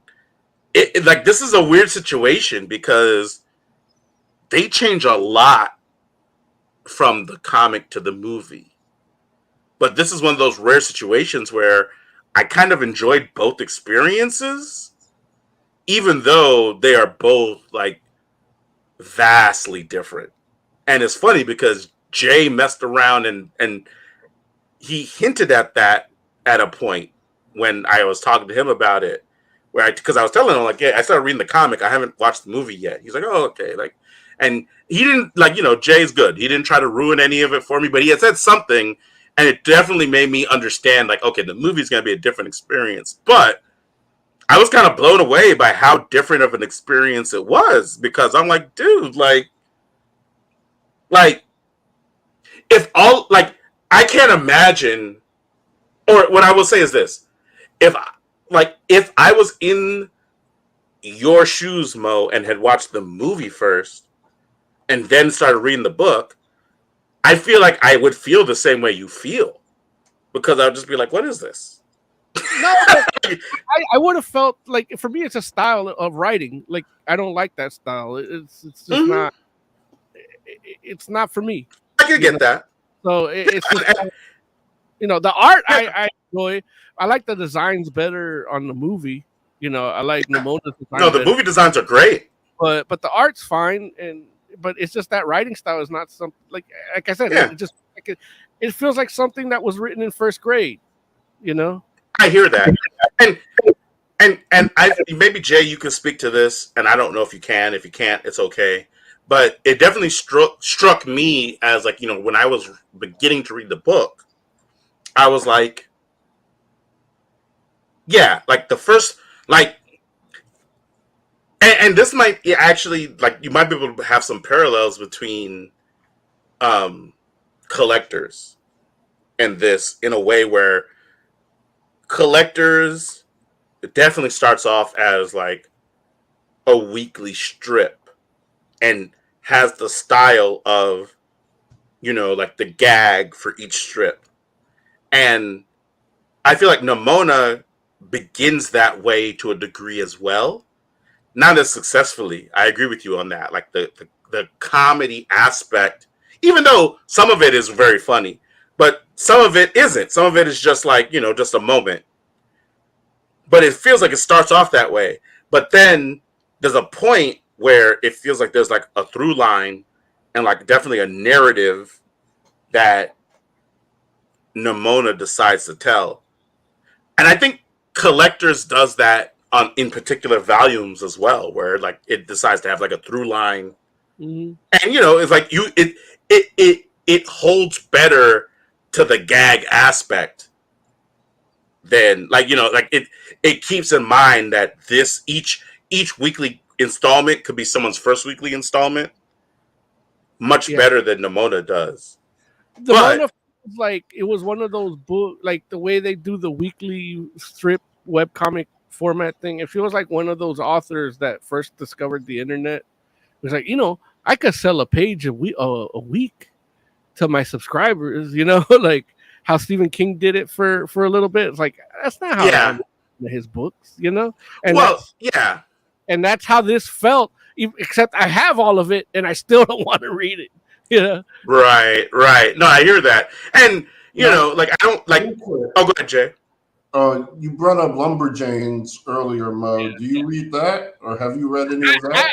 I read a little bit of it, but it's another one that wasn't for me. It was better than this, but it wasn't like, I didn't feel the need to keep reading it, you know? And did you watch She-Ra? Nah, I'm not going to watch She-Ra. Yeah. So you think it's just her? You're not really into them? Maybe the style she chooses, yeah, maybe with him, yeah, whatever the style he chooses to express himself in is not a style that I particularly it just, I guess I just don't enjoy it. Like the style, there's like Yeah. Steven Spielberg is a great filmmaker. I tried watching Traffic again, and I'm like, this movie sucks. You don't like Traffic? I mean, the story is okay, but the way he shot it is terrible. It's like his white balance is off in everything. In a different location, and it's like, this is literally like you're breaking the rules of cinematography here, and you think that's gonna make it great. No, it's not. The shit's too yellow. It's too yellow. There it is. No, hey, and that's fair. That's fair. That's how he does a lot of films. A lot of films that he does, I like. Some, he'll do one that I wouldn't even call myself a Steven Soderbergh fan, but like, there's movies that I've seen that I like, and he does a different style, or then there's stuff he does that I just hate. Everything. So it's just like, yeah, maybe ND hasn't done what speaks to me from his way of expressing himself artfully yet. I'm not saying he can never do it. He just hasn't done it, I guess. Like, when you ask it like that, Jay, yeah, I guess he just hasn't done it. Yeah. Okay. I'm hoping to read more, because he is a creative person. Like, I like the stuff I saw in the movie. I enjoyed the shape, the way he handled the shapeshifter, and I like the origin better in the comic, like with the witch, and that was kind of dumb Adventure Timey, but it still like was a fuller explanation than what I got in the movie. Oh, I don't know if you're gonna like this, what I tell you right now or not, but no, that was a lie. Yeah, all right, yeah, that's fine. I mean, I figured it was, because she did a lie in the movie, but I'm like, you know what? If I keep going and this isn't it, then maybe I'll just, I'll just get out of here. Yeah. It's really interesting. Just like, because there's some changes that are small, and then there's some changes that are huge, and it's just like again, this is like one of those instances where I'm kind of like, how do you decide? Like, what makes you decide to like make this small adjustment on one end, but then this like huge glaring, even like the idea, like, okay, so you put someone that kind of thinks like me a little bit, but likes the book too, and they think they could just make a better version of it. Well, let me say this to you. Oh, go ahead, Mo. Go ahead, Jay. I remember when we reviewed Extraction, and I read the comic, and then I started watching the movie, and I was just so pissed off with all the changes that I couldn't even finish it. And that reminded me of this. It's like, there are just a ton of changes that are big and small. Like, it kind of reminded me of like Invincible, where they went from Science Dog to what was Magic Dog. And it's like, that's weird. Like, that's a weird, insignificant change. Why'd you do that? Right. It's like kind of like this whole thing. It's like, why are you in a future society? Like, it doesn't change the story. Well, but in fairness, though, they're in a semi-future society in the comic too, Jay. Right? Right. But because they still have TV. The movie's way more advanced than the. I mean, I'll give you that. They still have TV. They still have pizza delivery. They still have like a lot of modern day conveniences, some of which are magicked up, some of which aren't. I mean, there's no flying cars in the comic. They're only as advanced as what ND was willing to draw. Like, right, but I'm saying, like, there are no flying cars in the comic, but not because flying cars couldn't exist. It's just more so like she just didn't do a flying car. Like, it's like don't get me wrong, I agree with you. Like, I think the movie leaned into medieval future tech, which I don't like. Is that even like I know you mentioned Warhammer. Is there a genre that is that, or is Warhammer the only thing that comes close? No, it's not the only thing. Okay, like, is there a name for it? Like, cause like, I don't know if there's a name for it, but okay, it's definitely not the only thing. okay, cool. When Warhammer came out, they called it sci-fi fantasy, like together. But, See, that's like that's a like a blanket term, you know. right, yeah. And I feel like sci-fi fantasy, like literally, like as long as I've been going to bookstores since I was like a friggin' teenager, sci-fi fantasy is the section that I go to. Right, And I'm but like, with Dash, this isn't a a Dash. slash. Yeah, the way they describe Warhammer is sci-fi fantasy as one thing, not no slash. Oh, well, you see, but that's the thing where it's like, It's still okay, blanket term. I'm just saying that's how they do it. yeah, I guess, yeah, that's interesting. Oh, That's Sorry, Jay. says Final Fantasy. That's hilarious. no, Yeah, Final Fantasy. do that. They do the medieval with the future Yeah. tech.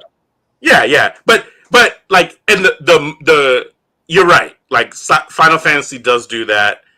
Obviously, people would probably think, like, I mean, most people, whatever they think about Final Fantasy, they think about 7.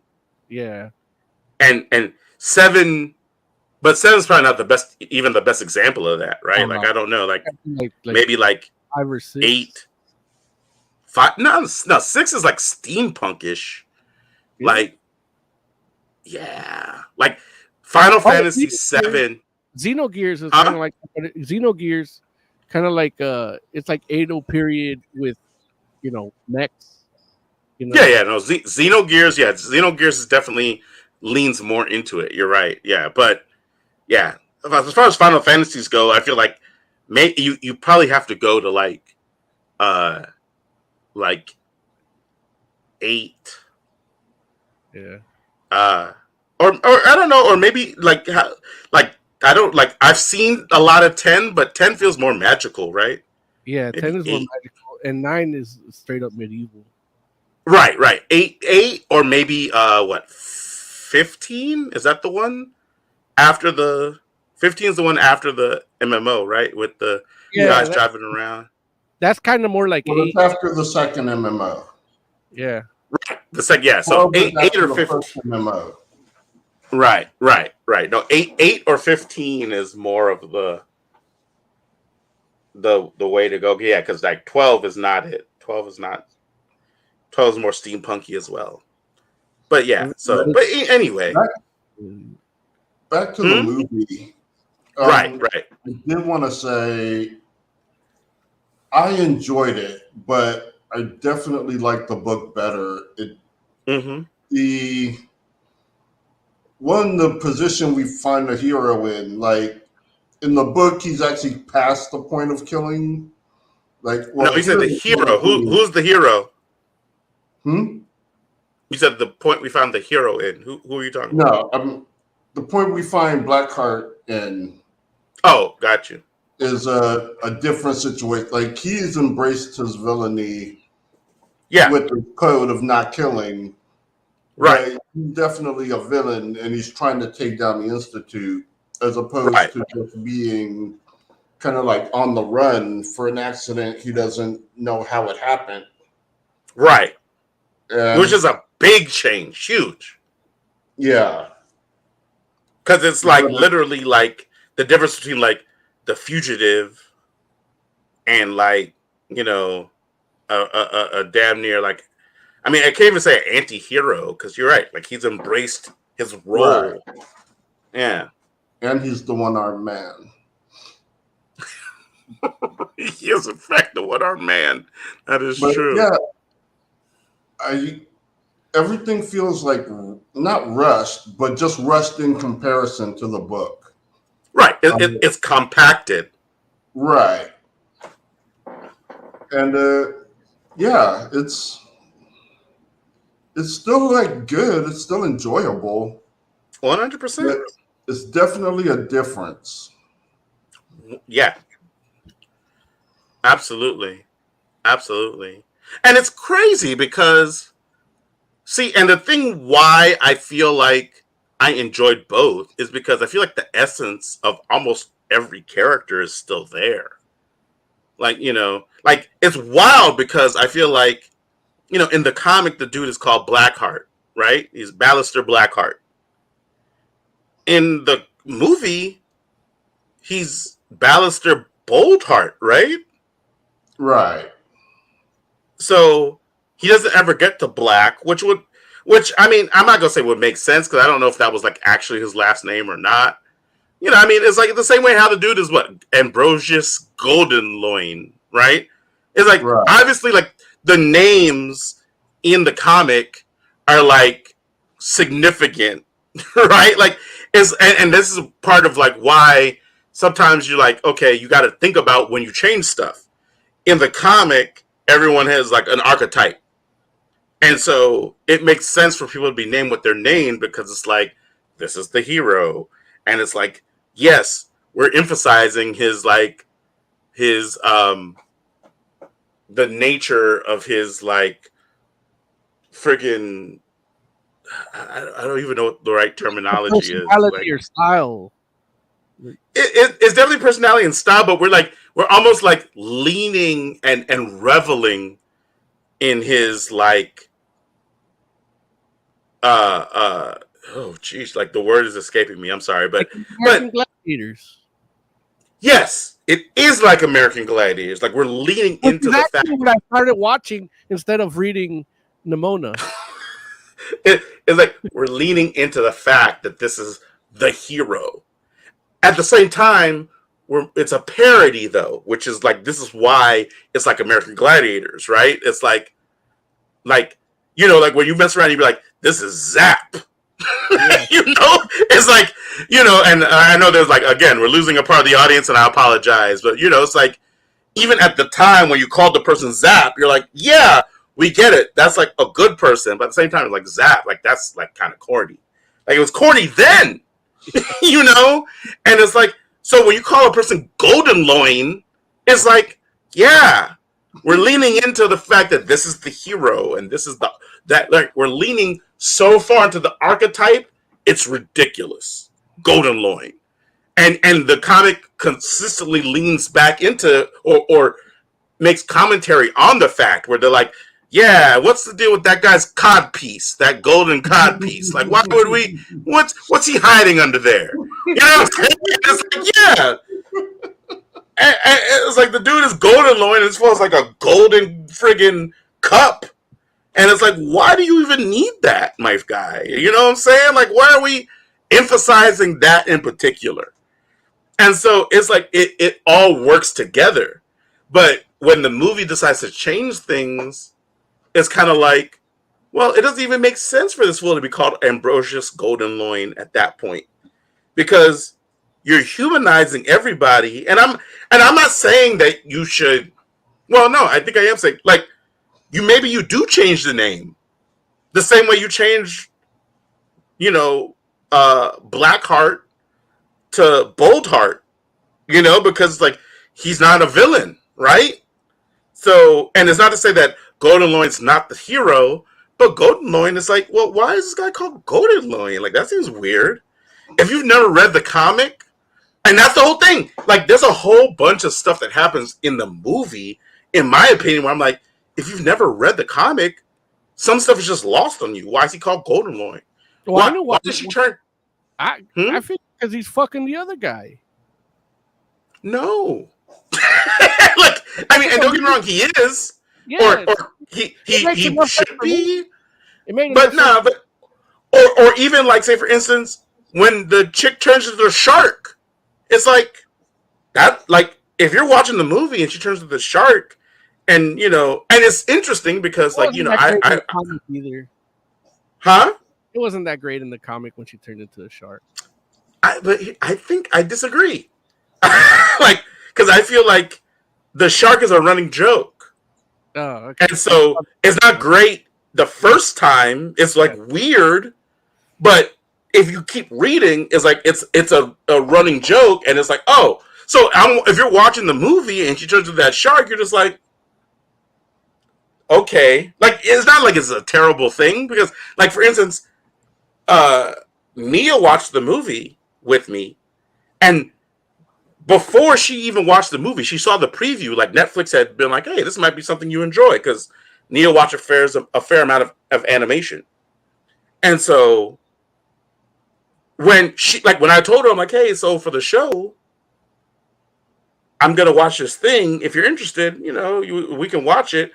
And she was like, "Oh, Nimona!" Like she was excited to watch it, which is not usually something that happens with Fantastic Forum, you know, because she was like, "No, I want to see that," and she literally referenced the shark scene because when the dude was like, "Hey, can you just be yourself?" and she's like, "I don't know what you mean," like that made her laugh. Like there was something about that resonated with her, and I was like, "Oh, that's really interesting," because that scene resonated with me, but that resonated with me for a whole different reason because I had read the book.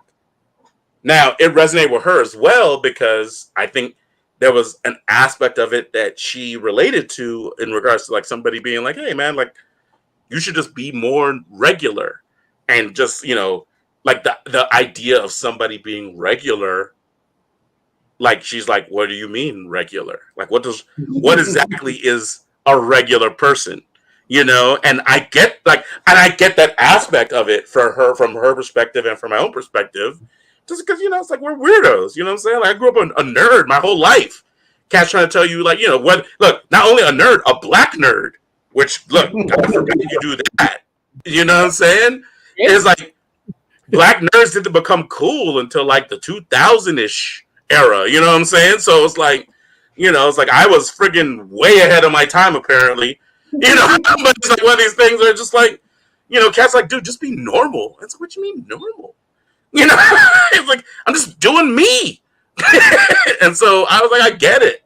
So, but it was really interesting because it does make a lot of changes, but then it decides to keep some things. And it's like, how do you decide to be like, oh, we have to have the shark in there?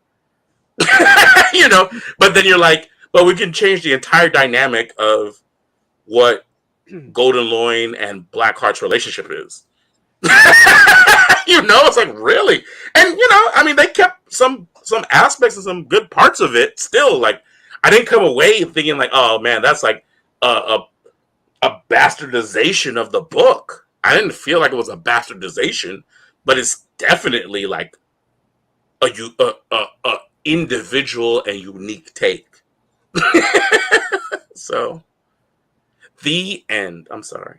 I feel like I talked too long. I apologize. Who wants to talk next? You got something to say? I mean, I'm pretty much done with it. Really, like I don't have enough to add to the comic part of it, aside from what I already said. Well, and then okay. No, go ahead. No, you go ahead, please. No, and then the movie I enjoyed. So there's that. Yeah. Well, look, I will say, Mo, why don't you do the same thing? Oh wait, well, go ahead, Jay. I will say the ending is kind of the polar opposite. The endings are polar opposites of each other. The comic and the movie. Mm-hmm. And I think I'm okay with that. Right. Like, I get why you would do that for the movie. It feels a little more. I don't know if romantic is the right word. The ending for the comic feels a little more like I think romantic is the right word. Mm-hmm. And yeah, like they both work, but I kind of like the comic more. Yeah, absolutely. Yeah. What was the ending in the comic? Are we doing? Oh, the book's old. Yeah, absolutely. The book's been out since 2015, 2016. So yeah, definitely you can talk about the ending. Spoilers ahead if you don't want to know the ending of the Nimona comic book, tune out. So basically, Nimona had herself. She was split in two and turned into a monster, and basically Golden Loin, and Blackheart were both hurt fighting her, and so they're in the hospital, and the nurse comes in and has a conversation with Blackheart, who's looking over Golden Loin, and she's like, "Well, you need to go to bed. Like, you were attacked by that monster too." And he's like, "Well, don't call her a monster. Like, she's not a monster." And then the nurse leaves, and then the nurse comes in. Is like, "What are you doing here? You're like need to be in bed." And then he's like, "Oh, that was Nimona." And so he runs after her, and she's gone. And so he's kind of like, he wonders what happens to her. Like, but every time, like, an animal seems uh, like unduly interested in him, or if someone looks at him a little too long, like he wonders if that's her, like checking up on him. Mm-hmm. I like And that Yeah. little that's aspect. how it ends. I like the movie ending better, but I wish they did add the bird or the animal, like the little Mm-hmm. movie reincarnated or whatever, because they didn't do the splitting in two. But so nobody stopped the monster. Yeah, they Yeah, do, they but did. But they get that's after they stop the monster. They're hurt. yeah, Yeah. exactly. But it's like a whole different aspect because it's like the monster and Nimona are like split, Yeah, Like and so yeah, basically, and the Institute drew her blood to try and figure out what she is and how if they can use her, like use it to like enhance themselves, yeah. and that blood shapeshifted into a monster Mm. yeah, and combined with the original of the other Nimona to kind of wreak havoc on the kingdom. yeah.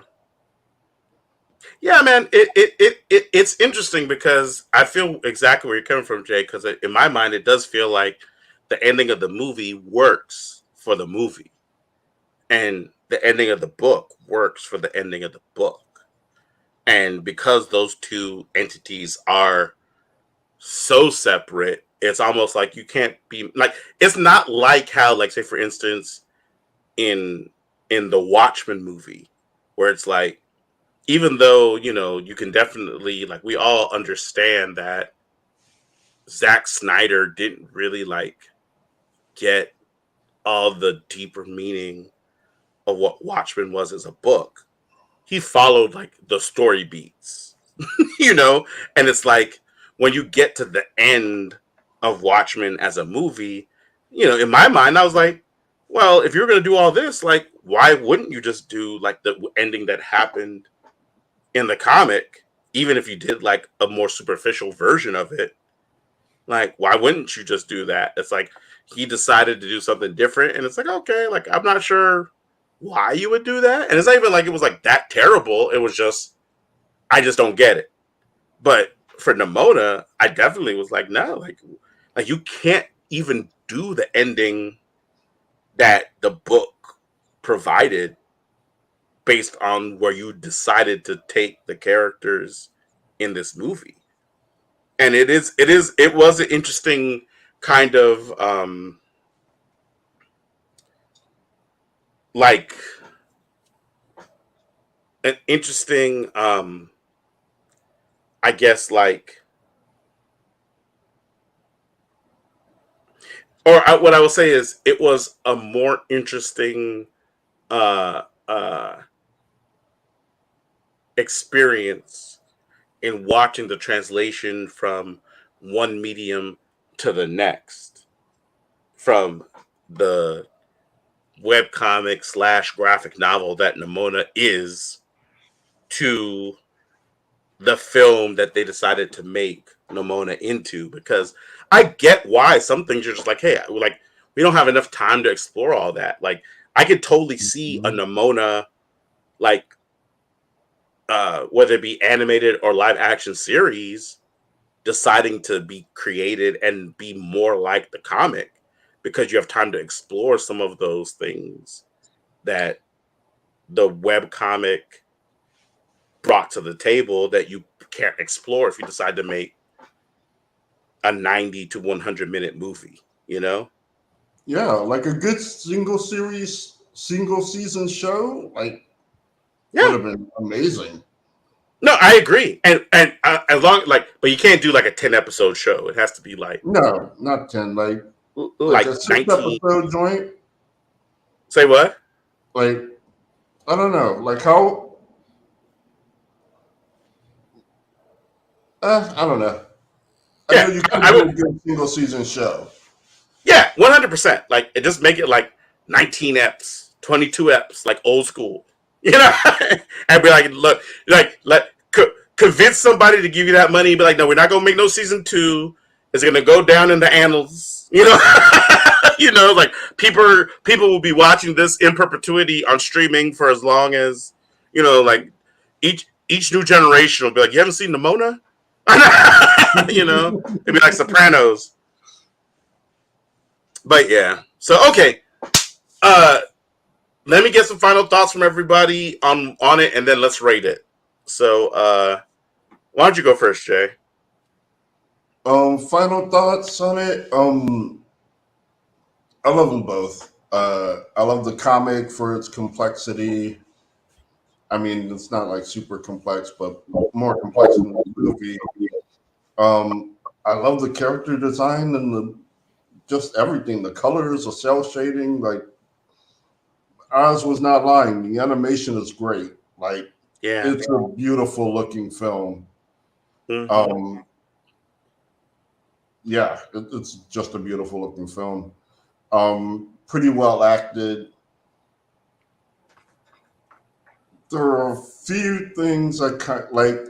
I would like to see Villain Ballister like animated. Like I think that would have been. I would have enjoyed that a little more. But uh, it's it's really well. I think the movie is done really well. Love the comic. Yeah, those are my final thoughts. I think.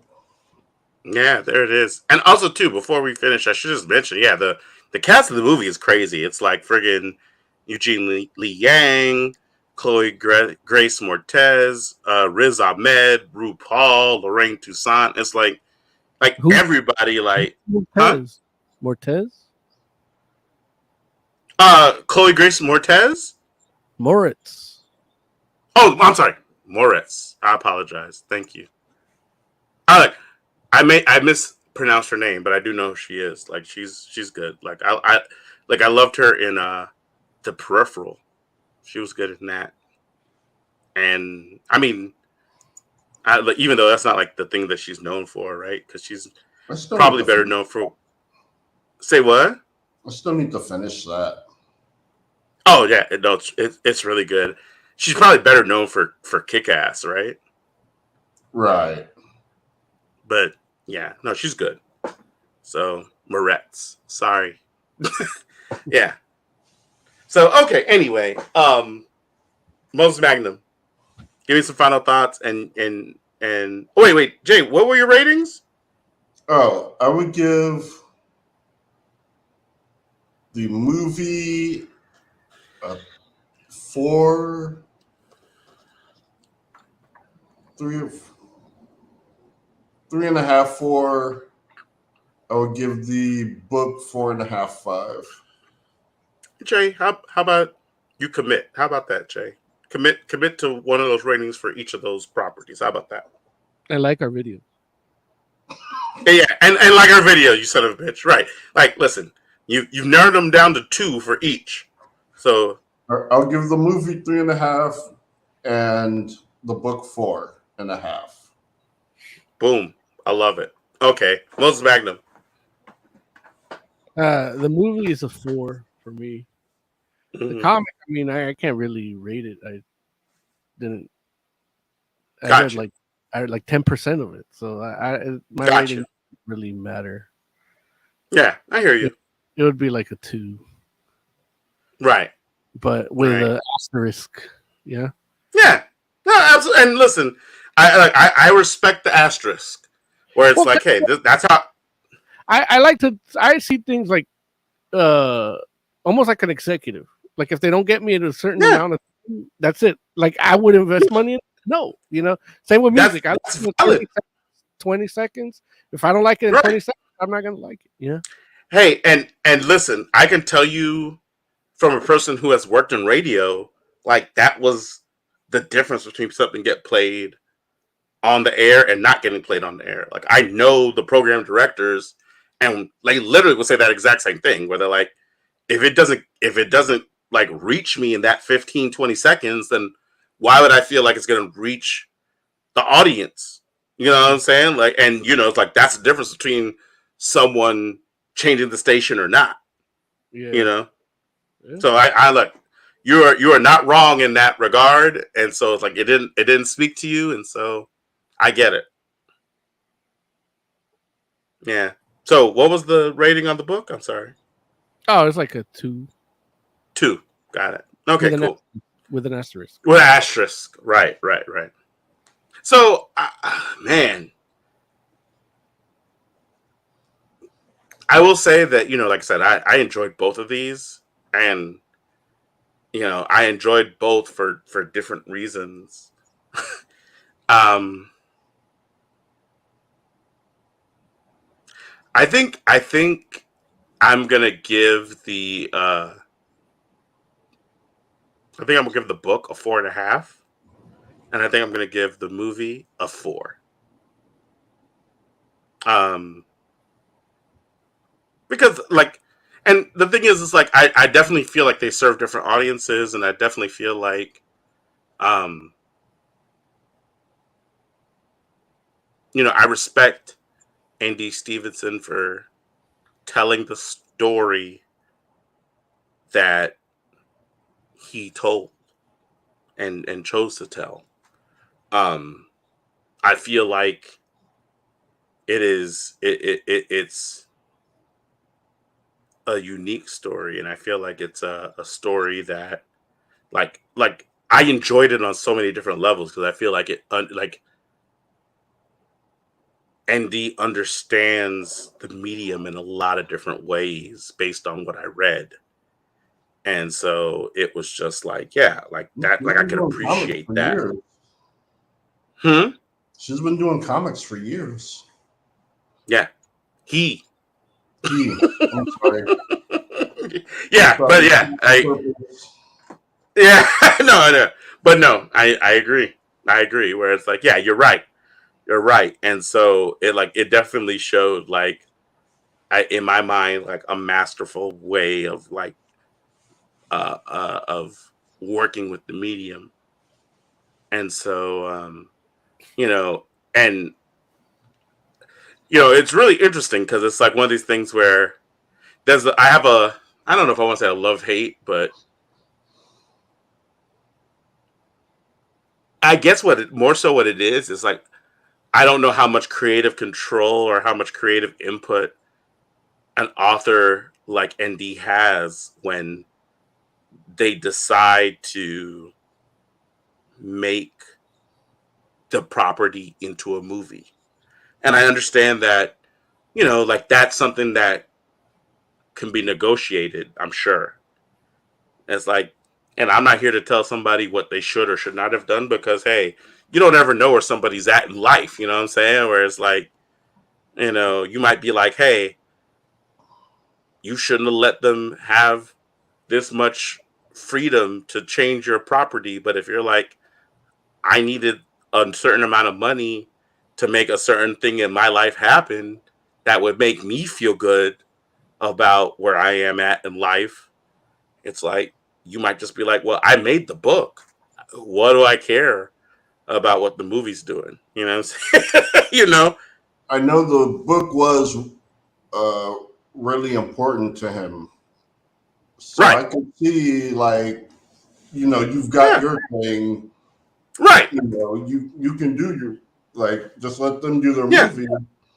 Right. And let me get paid for it. But right. my work is out there. Like, right. what I have to say is out there. And that's the whole thing. Where and it's the just movie like, is going to bring more people to that.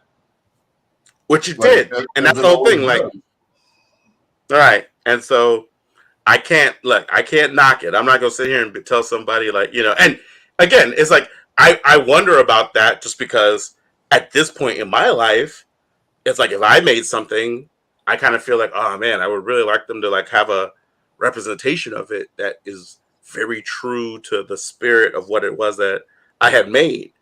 And that's easy See, for me I'm to the say exact now. opposite. Huh? Like I'm the exact opposite. Like if I Oh, make really? something, I'm like, do whatever you have to do to it to pay me. Right. And see, and that's the thing where But it you get turns out, paid when they decide to do what you did or didn't. Like What? you would get paid either way before they even mess it well, up. maybe or maybe not though. I mean, You get yeah, paid on the point is to get paid, but right. it's happened before. Like you look at Ghost Stories, you look at Samurai Pizza Cats. When they gave those properties over, they're like, yeah, we don't give a fuck. Like, just make money and pay us part of that money. And like we have our thing, but we want money. So, and I'm like, yeah, like if you need to, like, I'm still waiting on people to remix my album. Like that hasn't happened yet, But there's some folks who also are like, well, hey, if you're gonna make this, I need you to make it in this kind of way, and it doesn't get made, you know, mm-hmm. and so they don't get paid. And I'm not saying they're wrong for that, because I think that that's really the point I'm making, where it's like Jay and I obviously have like the opposite perspectives on this in this moment, but it's just like Jay's not wrong, and guess what? I'm not wrong either. It's like Mm-hmm. if I feel like I want my thing, like I'm just thinking about it from the perspective of like if I was the guy who was like, oh, you can make an Ultimate Spider-Man video game, but it has to be in continuity with the comic. That's awesome for me. Like from a perspective of someone like myself, I'm like, dude, what a bold move to make. And we haven't gotten that happen since then, as far as I know. And so I'm just like, wow, like how awesome. Or even thinking about, like, say, for instance, like the Wachowskis, who are like, yeah, we're going to do this thing, but we want it all to be in continuity. We're going to do this this friggin' anime thing, and all those stories need to fit. Huh? Except that last movie. Well, I mean, you know, exactly, right? But I'm just saying, or when they did the Animatrix, not the Animatrix, I'm sorry, when they did Into the Matrix, the video game, Yeah. Mm-hmm. and they were like, hey, right. Oh, no, not Path of Neo. Path of Neo is different. Into the Matrix. A different game? Yeah, because Path of Neo was the game that was like after Into the Matrix that you did follow Neo's path for real. So you got to play as Neo, which was kind of like the part where the critics hit Into the Matrix at. They're like, why do we want to play a Matrix game and you got to play as like the main guy? But the Wachowskis were like, well, the main guy has his story that's happening in the movies. So we're going to play the game. Everybody in the game has their own story that you're going to see off screen that is in the game, which for someone like me, again, I was like, dude, like Into the Matrix literally had an hour of footage that was shot at the same time as the Matrix sequels. So Niobe, you know, Jada Pinkett Smith's character, and her crew had an entire adventure that happened concurrently with the events of friggin' The Matrix Reloaded and friggin' Animatrix. The Matrix, huh? Because that one short, the Flight of the Osiris, is one of the things they didn't show you in the game. So it's like you got their story from the movie, the game, and the animated one. And right, and that's what I'm saying. Which to me, I was like, that's amazing. You know what I'm saying? Like, and literally the idea that the cutscenes from Into the Matrix are literally shot in this at the same time as they're shooting the Matrix sequels. It's like, dude, like, I know more about what's happening in this story than everybody else that's watching these movies because I'm playing this game. And that's pretty amazing. Like, you get like all the perspectives. But there are plenty of people that were like, so? Right? And guess what? They're not wrong. They're not wrong with so. That's just their perspective and that's what they want. What's Tarkal saying? He says the Animatrix has a couple of anime that is canon to the movies and some that were standalone stories that don't add to the canon of the movies. Correct. Right. So, you know, yeah. We're trying to do that with Dark Tower, where like the comics, the books, and the TV series and the movies would all connect. But then they made that. But that didn't. They made that what? They made that movie that came out that nobody liked. Yeah. That had Idris Elba in it, right? Yeah, that was good. So, you know, everyone's entitled to their opinions. You know, you know what I'm saying? Like, but there it is. So you know, so it's interesting because like watching Nimona, I was just like, wow, like I do wonder about like the thought process from ND's perspective and like, you know, what he thinks about it and like, you know, like I'm curious more than anything. And you know, but again, like I would not be surprised if ND's perspective is very similar to what Jay is talking about, where it's just like, dude, like I made that already. So, you know, like okay, like you're gonna mess around and go make something else, and it seems like it's gonna be cool too. Oh, and you're gonna pay me residuals? Okay, cool. Like, you know, oh, number 10 on look or friggin' top 10 on Netflix? Great. You know, great.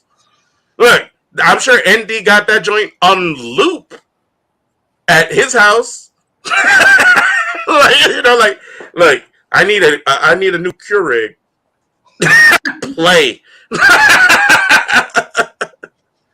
So I'm not mad at it. So yeah, but that's what I'm gonna go with because like I like them both.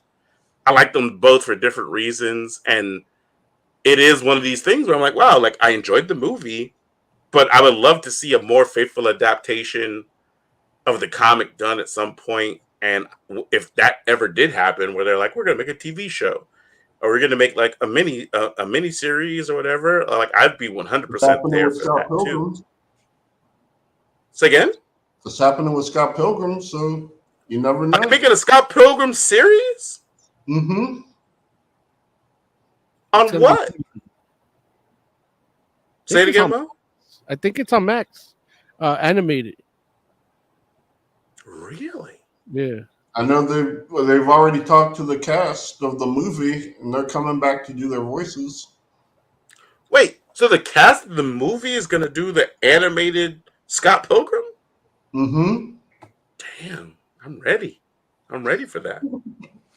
You know, the only thing that would make it if it was an 8-bit. Can I just say real quick, and I know we're finished with Nimona right now, but can I just say how mad I am at Apple TV? Because Apple TV was like, it showed me a preview of season 2 of Foundation. And I was like, oh, good, I'm ready. And then at the end of the friggin' preview, and don't get me wrong, again, it's like, I got a love-hate relationship with Foundation. That's definitely a love-hate, because I wanted it to be... Larry's review up here. I wanted it to be more like the books, and it's not anything like the books. But it's still a good show, and that's like, you know, so I'm like, okay, I will watch the next season. So I'm like, great, when is this happening? And then they were like, streaming soon. Streaming soon? What the hell does that mean? Like, I was just like, September. That's some BS Apple stuff right there. Streaming soon. Streaming soon. Like, I'm not saying you have to know exactly what the date is. I'm not saying that. You can at least give But a quarter. Oh, listen, I would have taken a quarter, even though that's some BS too. Give me a month. Like, it's filmed already, apparently, right? So you don't know when you're releasing this joint? You can't be like, September. These fools were like, streaming soon. Soon when? Oh, non-committal ass Apple TV. Like, you know what? I was just like, ugh. So, No, I feel your I was pain. very annoyed by that. Very annoyed. Because I was just like, I was kind of blown away. I'm like, I don't know that I've ever seen that before. I think that was the problem. Where like, I feel like, yeah, like at least people give you a quarter. But it's July Fall 2023. Coming July 14th. It's coming July 14th. Are you sure? That's what it says here on the website. Oh, on whose website? On Apple's website. I don't know, man. Like, why would Apple's website be like, we have a firm date, but then Apple's commercial, like, streaming soon? It's the first time I saw it. I saw it today. I'm like, in my mind, I'm like, if you're going to put out a commercial that comes out today, and it comes out the 14th. Did you click on the show page? No, why would I? I wasn't even watching Apple. I was watching, like, Paramount Plus. Oh, that's why then. Because if you're watching it on Apple, it just takes you to, you just click on it and it alerts you when you have it. Listen, I don't know why you're saying this to me like it makes sense. Like, it doesn't make sense that you have a commercial that you put on another streaming site and you're like, it's a commercial for a show and you don't tell me when the show comes on. Like, soon? You know how unambiguous soon is? Soon is what parents tell their children when they don't want to do things. Like, it's like placating. You're treating me like a child right now. I'm just saying, like, soon. When are we getting? Are we there yet? When are we gonna be there? When's Christmas come? Soon, bitch. We are in June. It's June. Christmas doesn't come soon. In June. You play with my emotions. You are taking advantage of the fact that I don't know how time works. Speaking of Idris Elba, did you guys hear he was offered the role of James Bond? I did hear that. Yeah, he said fuck no. Well, Look, technically, I think that he just said no. Like, yeah, right. Like all the bigots and racists started making their voices heard, and he was like, "I don't want to deal with all that." Hey, look, it makes perfect sense. Like, I'm not. If you're Idris Elba, like, why deal with that if you don't have to? Also, though, again, like, I'm not trying to be in concert with the bigots and the racists. I just feel like, I'm like, I have reservations about Black James Bond, whether it's Idris or anybody else, which I know they've been talking to the other guy about, or another guy about doing it. That's a black guy. I would love Black James Bond. Would you? Mm-hmm. Yeah. I don't know, man. I just you like a Latino James Bond. What? A Latino James Bond? I don't know many Latinos. Because, like, I know the first time people were like, the Black James Bond, in my thing with it was like they were talking Denzel. Like, back when he actually did look smooth. And I'm like, yeah, okay, I can see that. Like, not now. Like, he's way too unsmooth. But how is Denzel's unsmooth now? Yeah. He's like starting to get the old man like in his face.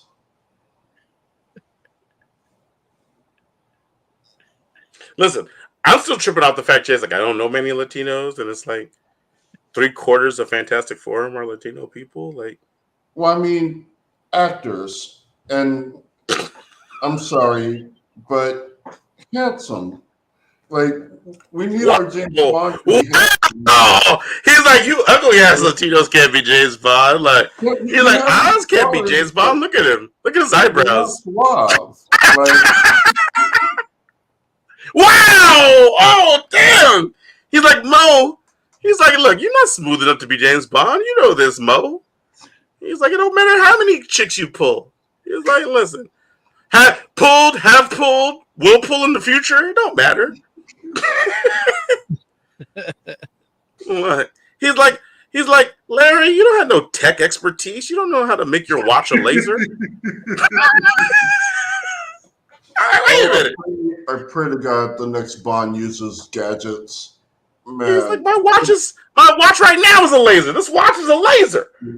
Daniel Craig is definitely the worst Bond. That's Like, not true. That's the crazy. lack of gadgets was fucking awful. Jay, And come on, Jay, come stop on, this. the dude went out like a fucking pussy.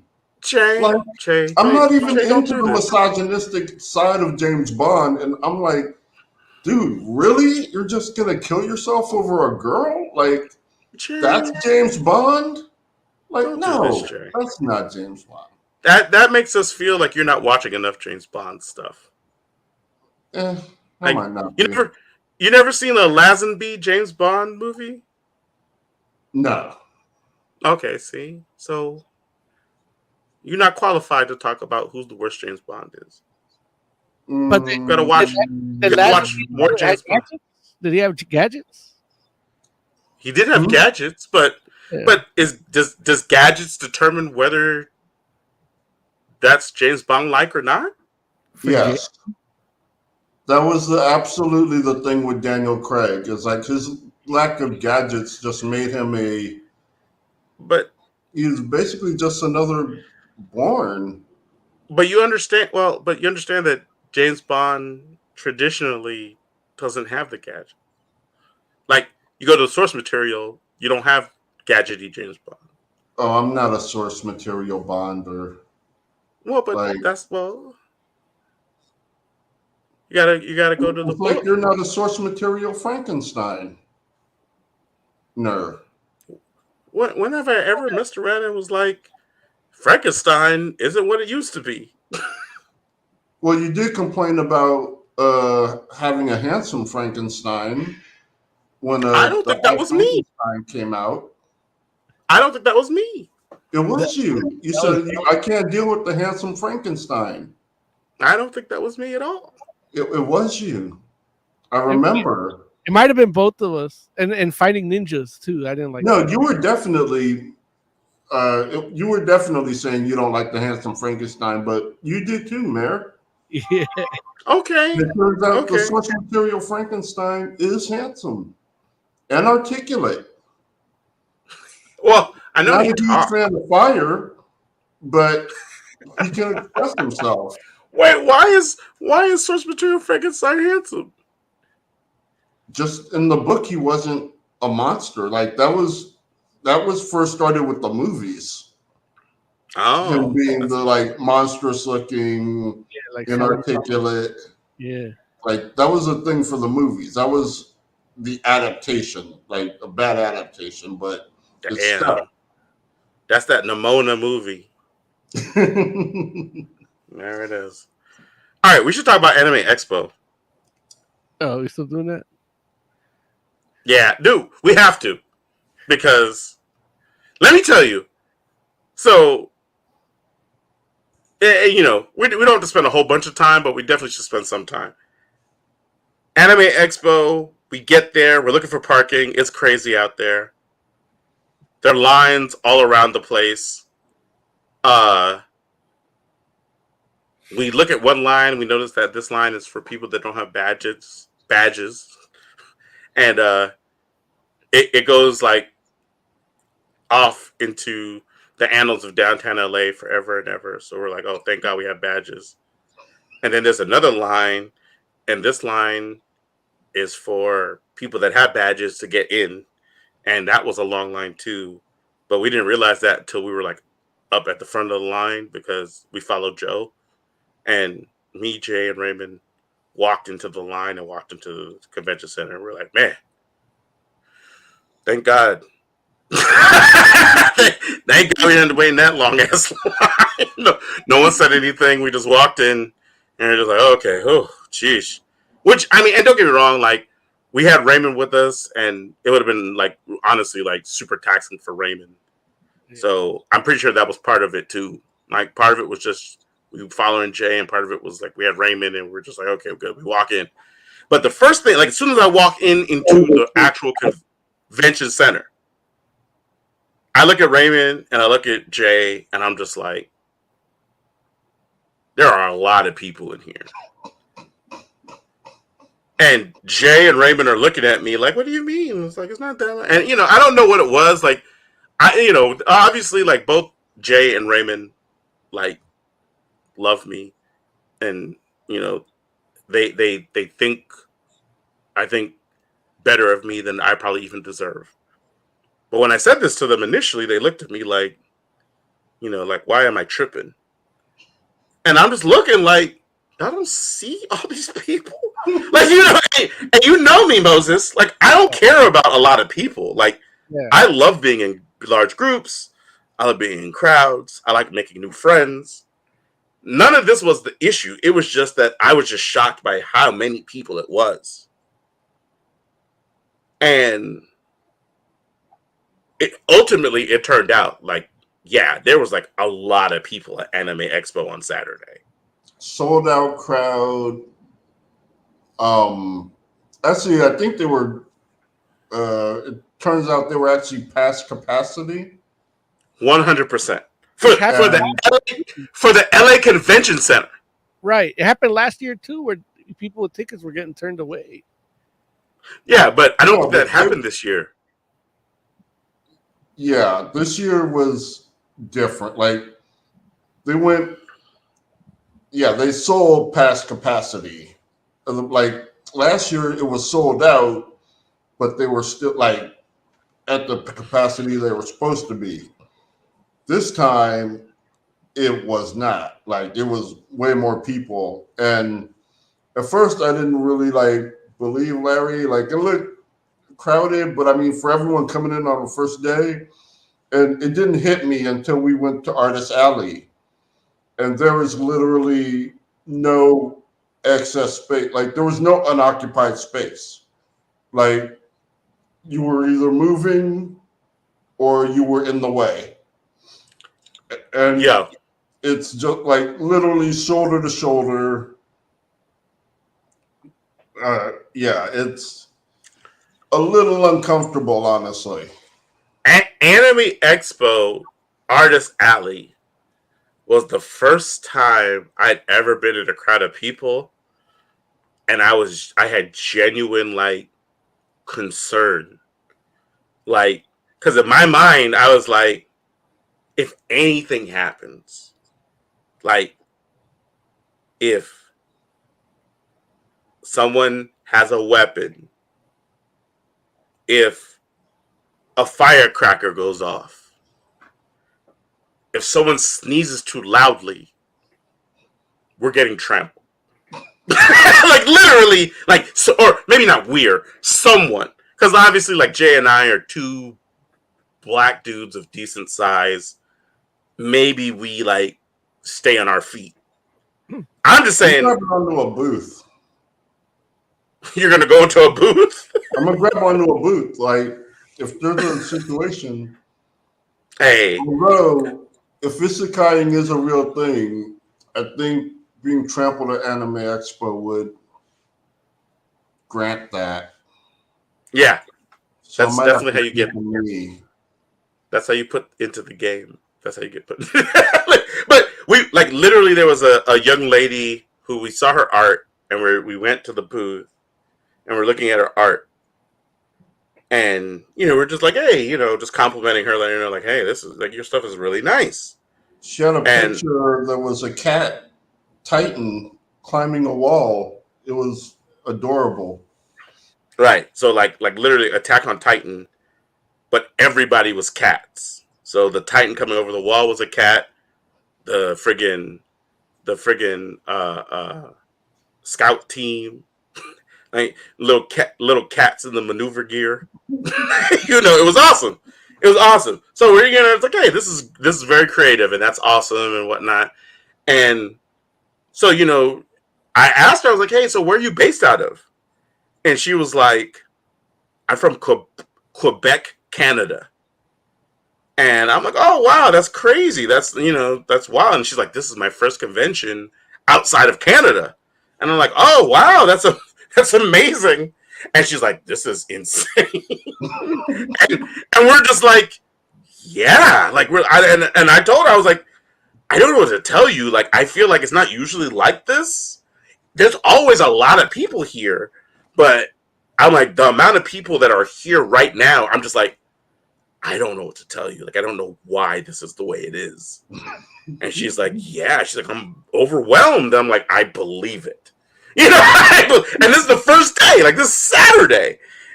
And so I'm just like, honestly, Jay, I know you were there the following days. Like, I know Sunday is, still the weekend. And I understand it was a holiday weekend. So, a lot of people were off Monday. And Tuesday was actually a holiday. Mm-hmm. Did the crowd let up any like deeper into the con or no? Yeah, it like Monday there was a little bit of a dip. And Tuesday, since it's the last day, not as many people were there. Mm-hmm. But yeah, Monday you could actually stand in line for something. Like the first day we went there, every line selling food or anything was just ridiculously long, backed up. Like I was able to, like by day 3, I was able to actually go and buy a churro and instantly regretted that. It's like, what? You didn't like a $32 churro? What's wrong with you, man? You don't like sugar and friggin' cinnamon? It was $7 and it was nasty. It was hard, like crunchy and not sweet. And it was just the worst. Like the worst thing ever. I'm sorry to hear that, friend. It happens. Yeah. I won't be doing that next year. Look, here's the thing that blew my mind too. Like, we're in Artist Alley, and Jay and I, like, we literally like went up and down just about every aisle in Artist Alley, and there was a lot of amazing art. Like, yeah, I can't. Oh yeah, we saw the dude with silhouettes, like Right. doing like amazing shit, like the silhouette and then the colored background of it. Was like really amazing. It was basically like a picture frame with an acrylic silhouette in the foreground with color backgrounds.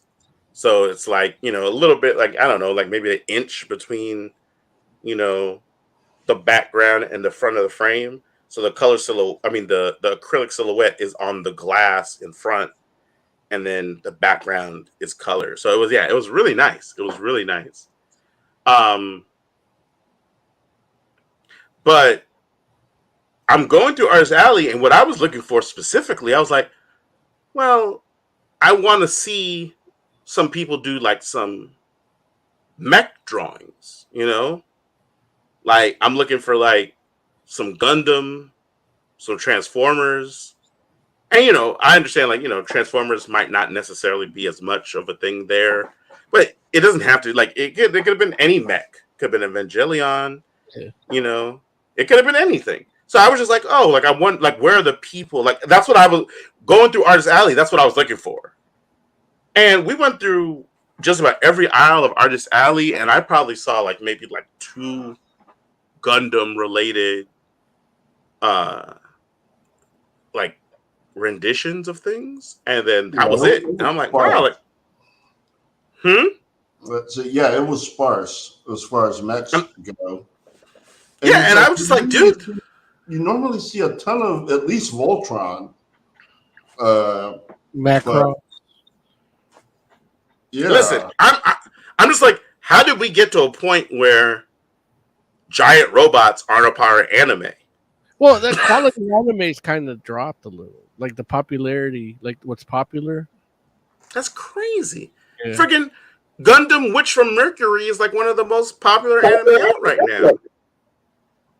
That joint like literally just came out. People love it. It's friggin' But it's Gundam not. meets Persona. Yeah, but it's not Oh, what I people. like Persona. It's not what kids are watching. Kids are watching. I mean, Hold on, what? What's it on? Crunchyroll? Probably. I don't know. Like, I don't watch it yet, just because I'm still Oh going yeah, you're through doing old. your.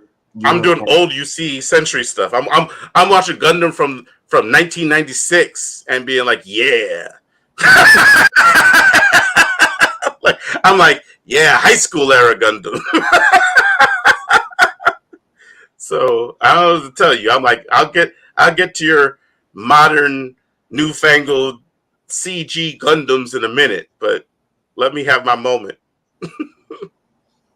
So, but yeah, but people love it, but not so much that they're like, oh, well. Or here's the thing: it like I did say, it is like Gundam meets Persona, right? Because there's like a Gundam aspect and there's like a high school character aspect. But I'm not watching it, so for all I know, those high school characters might have got drawn the hell out of them at these friggin' booths, and I didn't know what they looked like because I don't watch the show. I know I did see maybe a they're not- booth that had the characters from Macross, but not the Veritas.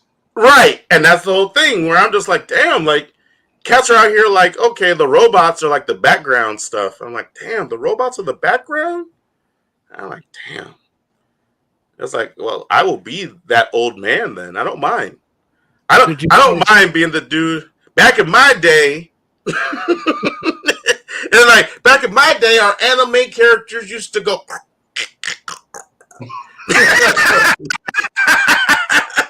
Did any of you I don't guys? mind being that guy.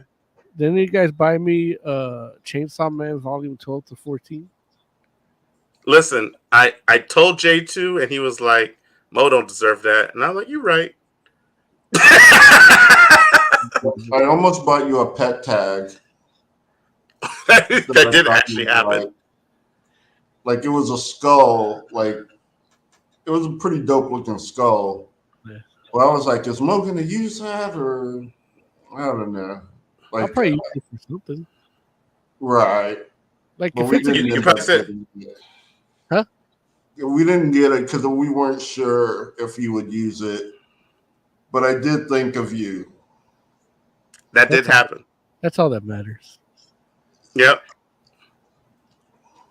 So yeah, so there'll be some pictures that will come, onto the Instagram from Anime Expo 2023, and potentially some video, I think, too. We did get video of a bunch of characters doing the wobble baby and doing flips. What's the wobble baby? You know that song? Wobble baby, wobble baby, wobble baby, wobble. Wobble baby, wobble baby, Oh, baby, wobble. see, that's not Like, yeah. yeah. Yeah. No, wait, I know, yeah, the wobble, yes. Yeah. Is it the wobble baby? Give me the second verse, man. I don't know the song. Like, I don't know I know the song when I hear it. I don't know, like, what it's called or who does it. But we got a bunch of people dancing to that. And then one guy does a flip, like a standing back flip. And I only caught that, like, out of the side of my camera. But then I moved over, and the dude who was, like, kind of leading this procession was dressed as Spider-Man. And so he does a standing backflip. And it's like, damn, these two cats are just, like, backflipping. And then they, like, high-five. Like, man. That's what we got to put in the intro for Jay's side of the square is him doing the wobble. There it is. The wobble, yeah, Jay doing the wobble baby. I agree. And at the bottom we say the wobble baby. And then if we're lucky, we're just Jay, aka the wobble baby. And if we're lucky, people start calling him the Wobble Baby. That's his new Yeah. intro. You got that the Wobble Baby face.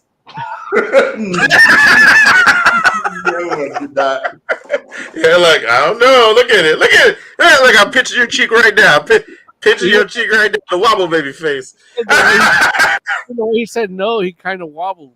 Right. Right. Look, when your lip quiver, you'll be like, "That's the wobble lip." But speaking of pictures, we did get. I'm pretty sure I got. There was one area in the hall where there are actually little sets set up. So they have one like in a school classroom and one that's like an apocalyptic one where you can pose and like take pictures. They had a bunch of those, and I think I got some people posing in those. But those are actually like pretty cool. Yeah.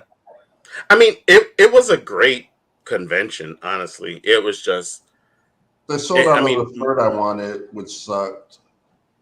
what shirt did you want? Oh, it was a shirt of a hen, like wearing a tie. Hentai. That's pretty funny. I like that. I like that. I want you to have that shirt. I do. I do. Yeah. So cool, man. So anything else you want to say about Anime Expo before we get out of here, Jay? It was fun. I went to a bunch of panels. I went to a panel about dubbing, which I forget the company exactly, but they're the guys that did Premiere. And they were talking about how Studio Trigger, the guys that made Premiere, actually helped with the dub. And they ended up like really liking the dub and saying, hey, you should watch the dub so you can look at the artwork like more clearly and hear what's going on. And Premiere is, from what they said, the only English dub of a Japanese cartoon to actually hit theaters in Japan. Oh wow, I thought that was crazy. interesting. I went to a panel about black characters in anime. There are a bunch. Like I only could think of like a few, but then yeah, this guy goes through like a ton of them. Like that was like really interesting to watch.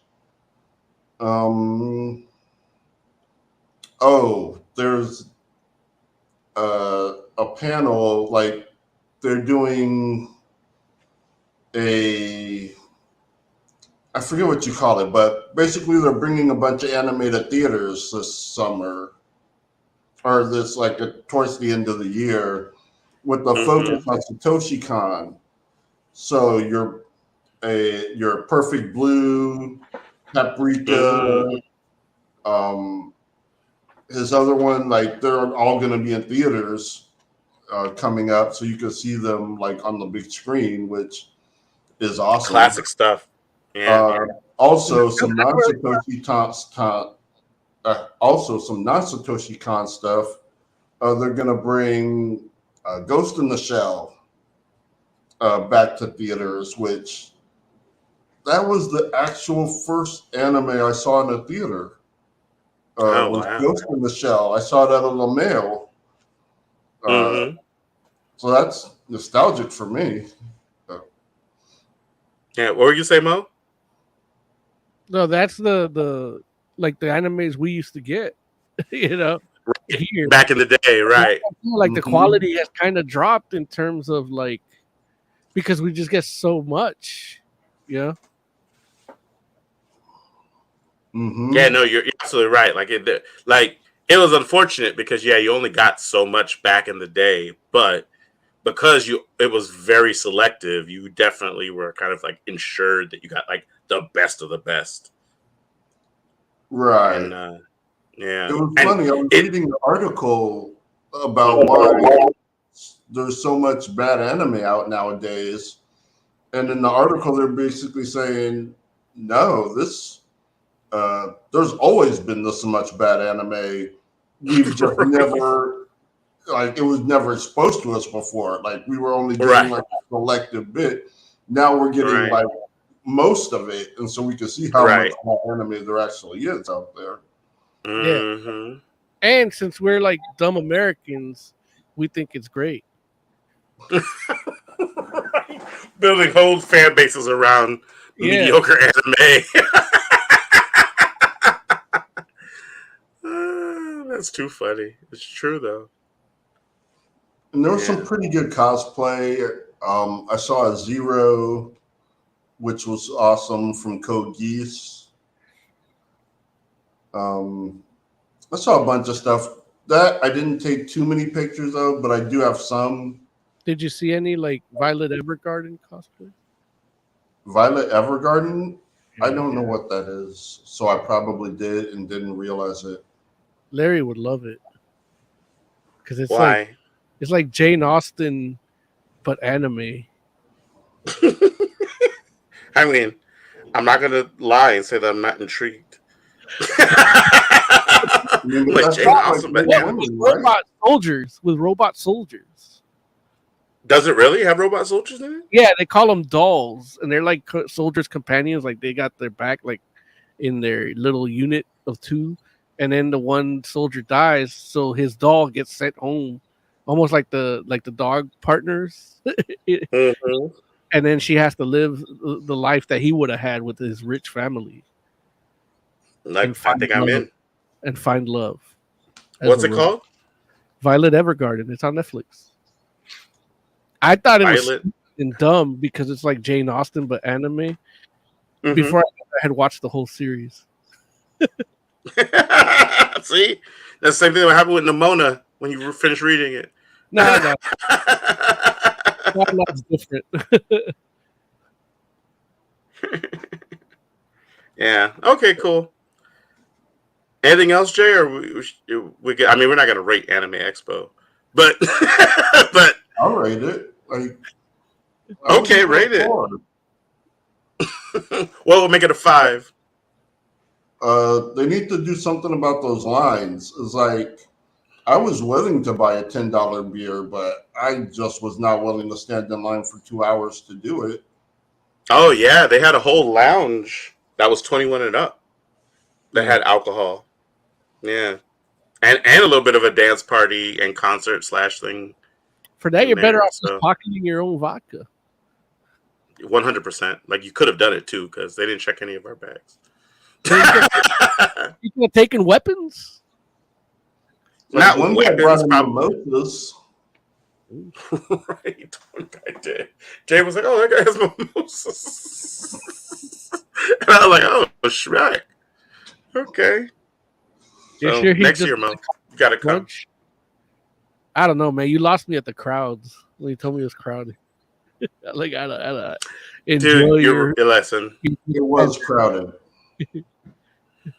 Listen, I saw articles where literally they're talking about, like, the fire marshal came and was like, "Stop this." I don't know what happened. Like, I don't know if the fire marshal came and they were like, "Hey, so y'all have to choose." Like, I don't know if it became like a Hunger Games situation. Like, y'all have to choose among yourselves. Like, what third of you has to leave? Like, I don't know what happened, because I'm just like it's so funny because I remember there was a point where I think Raymond, because Raymond was with us, and Raymond was like, "I'm surprised they just let people like sit around." Like, there were people that were sitting like in the hallways waiting for panels. There were people that were like sitting, like, I mean, there were only so many chairs. There were people sitting by the no sitting signs. Right. Right. And so it was just wild because it was it's so many people, and obviously people are like, "Hey, we gotta like rest," and so they did.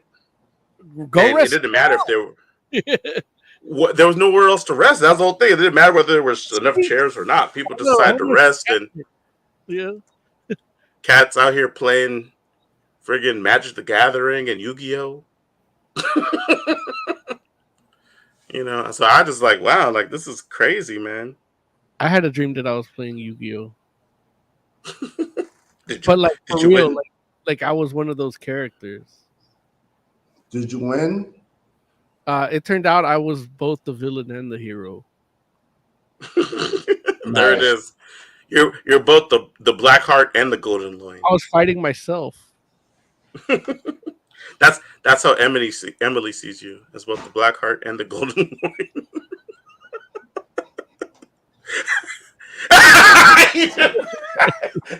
Mo, bless you. Look at that picture. Picture your cheek.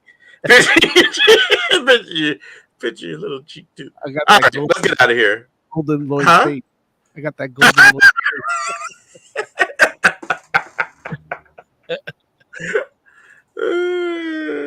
Too funny. Okay, yeah. Let's do some final thoughts. Wait, before final thoughts, it looks like you can buy The Witch of Mercury on Amazon, so you don't have to Netflix it or Crunchyroll it. Oh, okay. I mean, look, I love how you said that. Like, buying it is preferable to having it on a streaming service where you could get a whole bunch of different anime or a whole bunch of different TV and movies. But okay.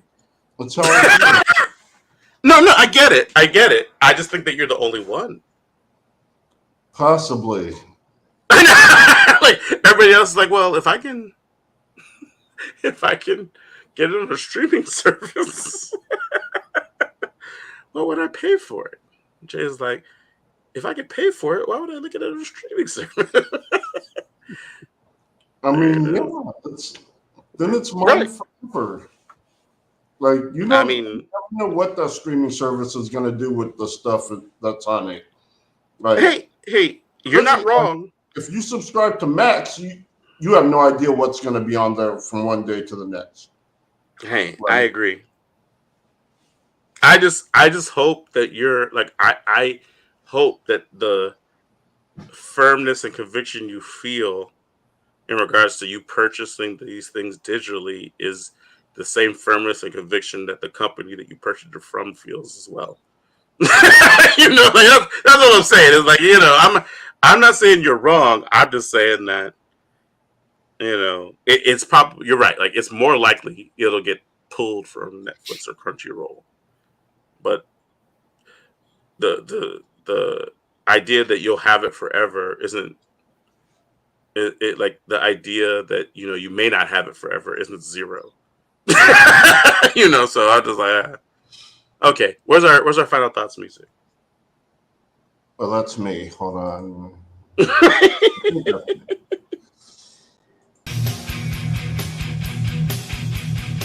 All right.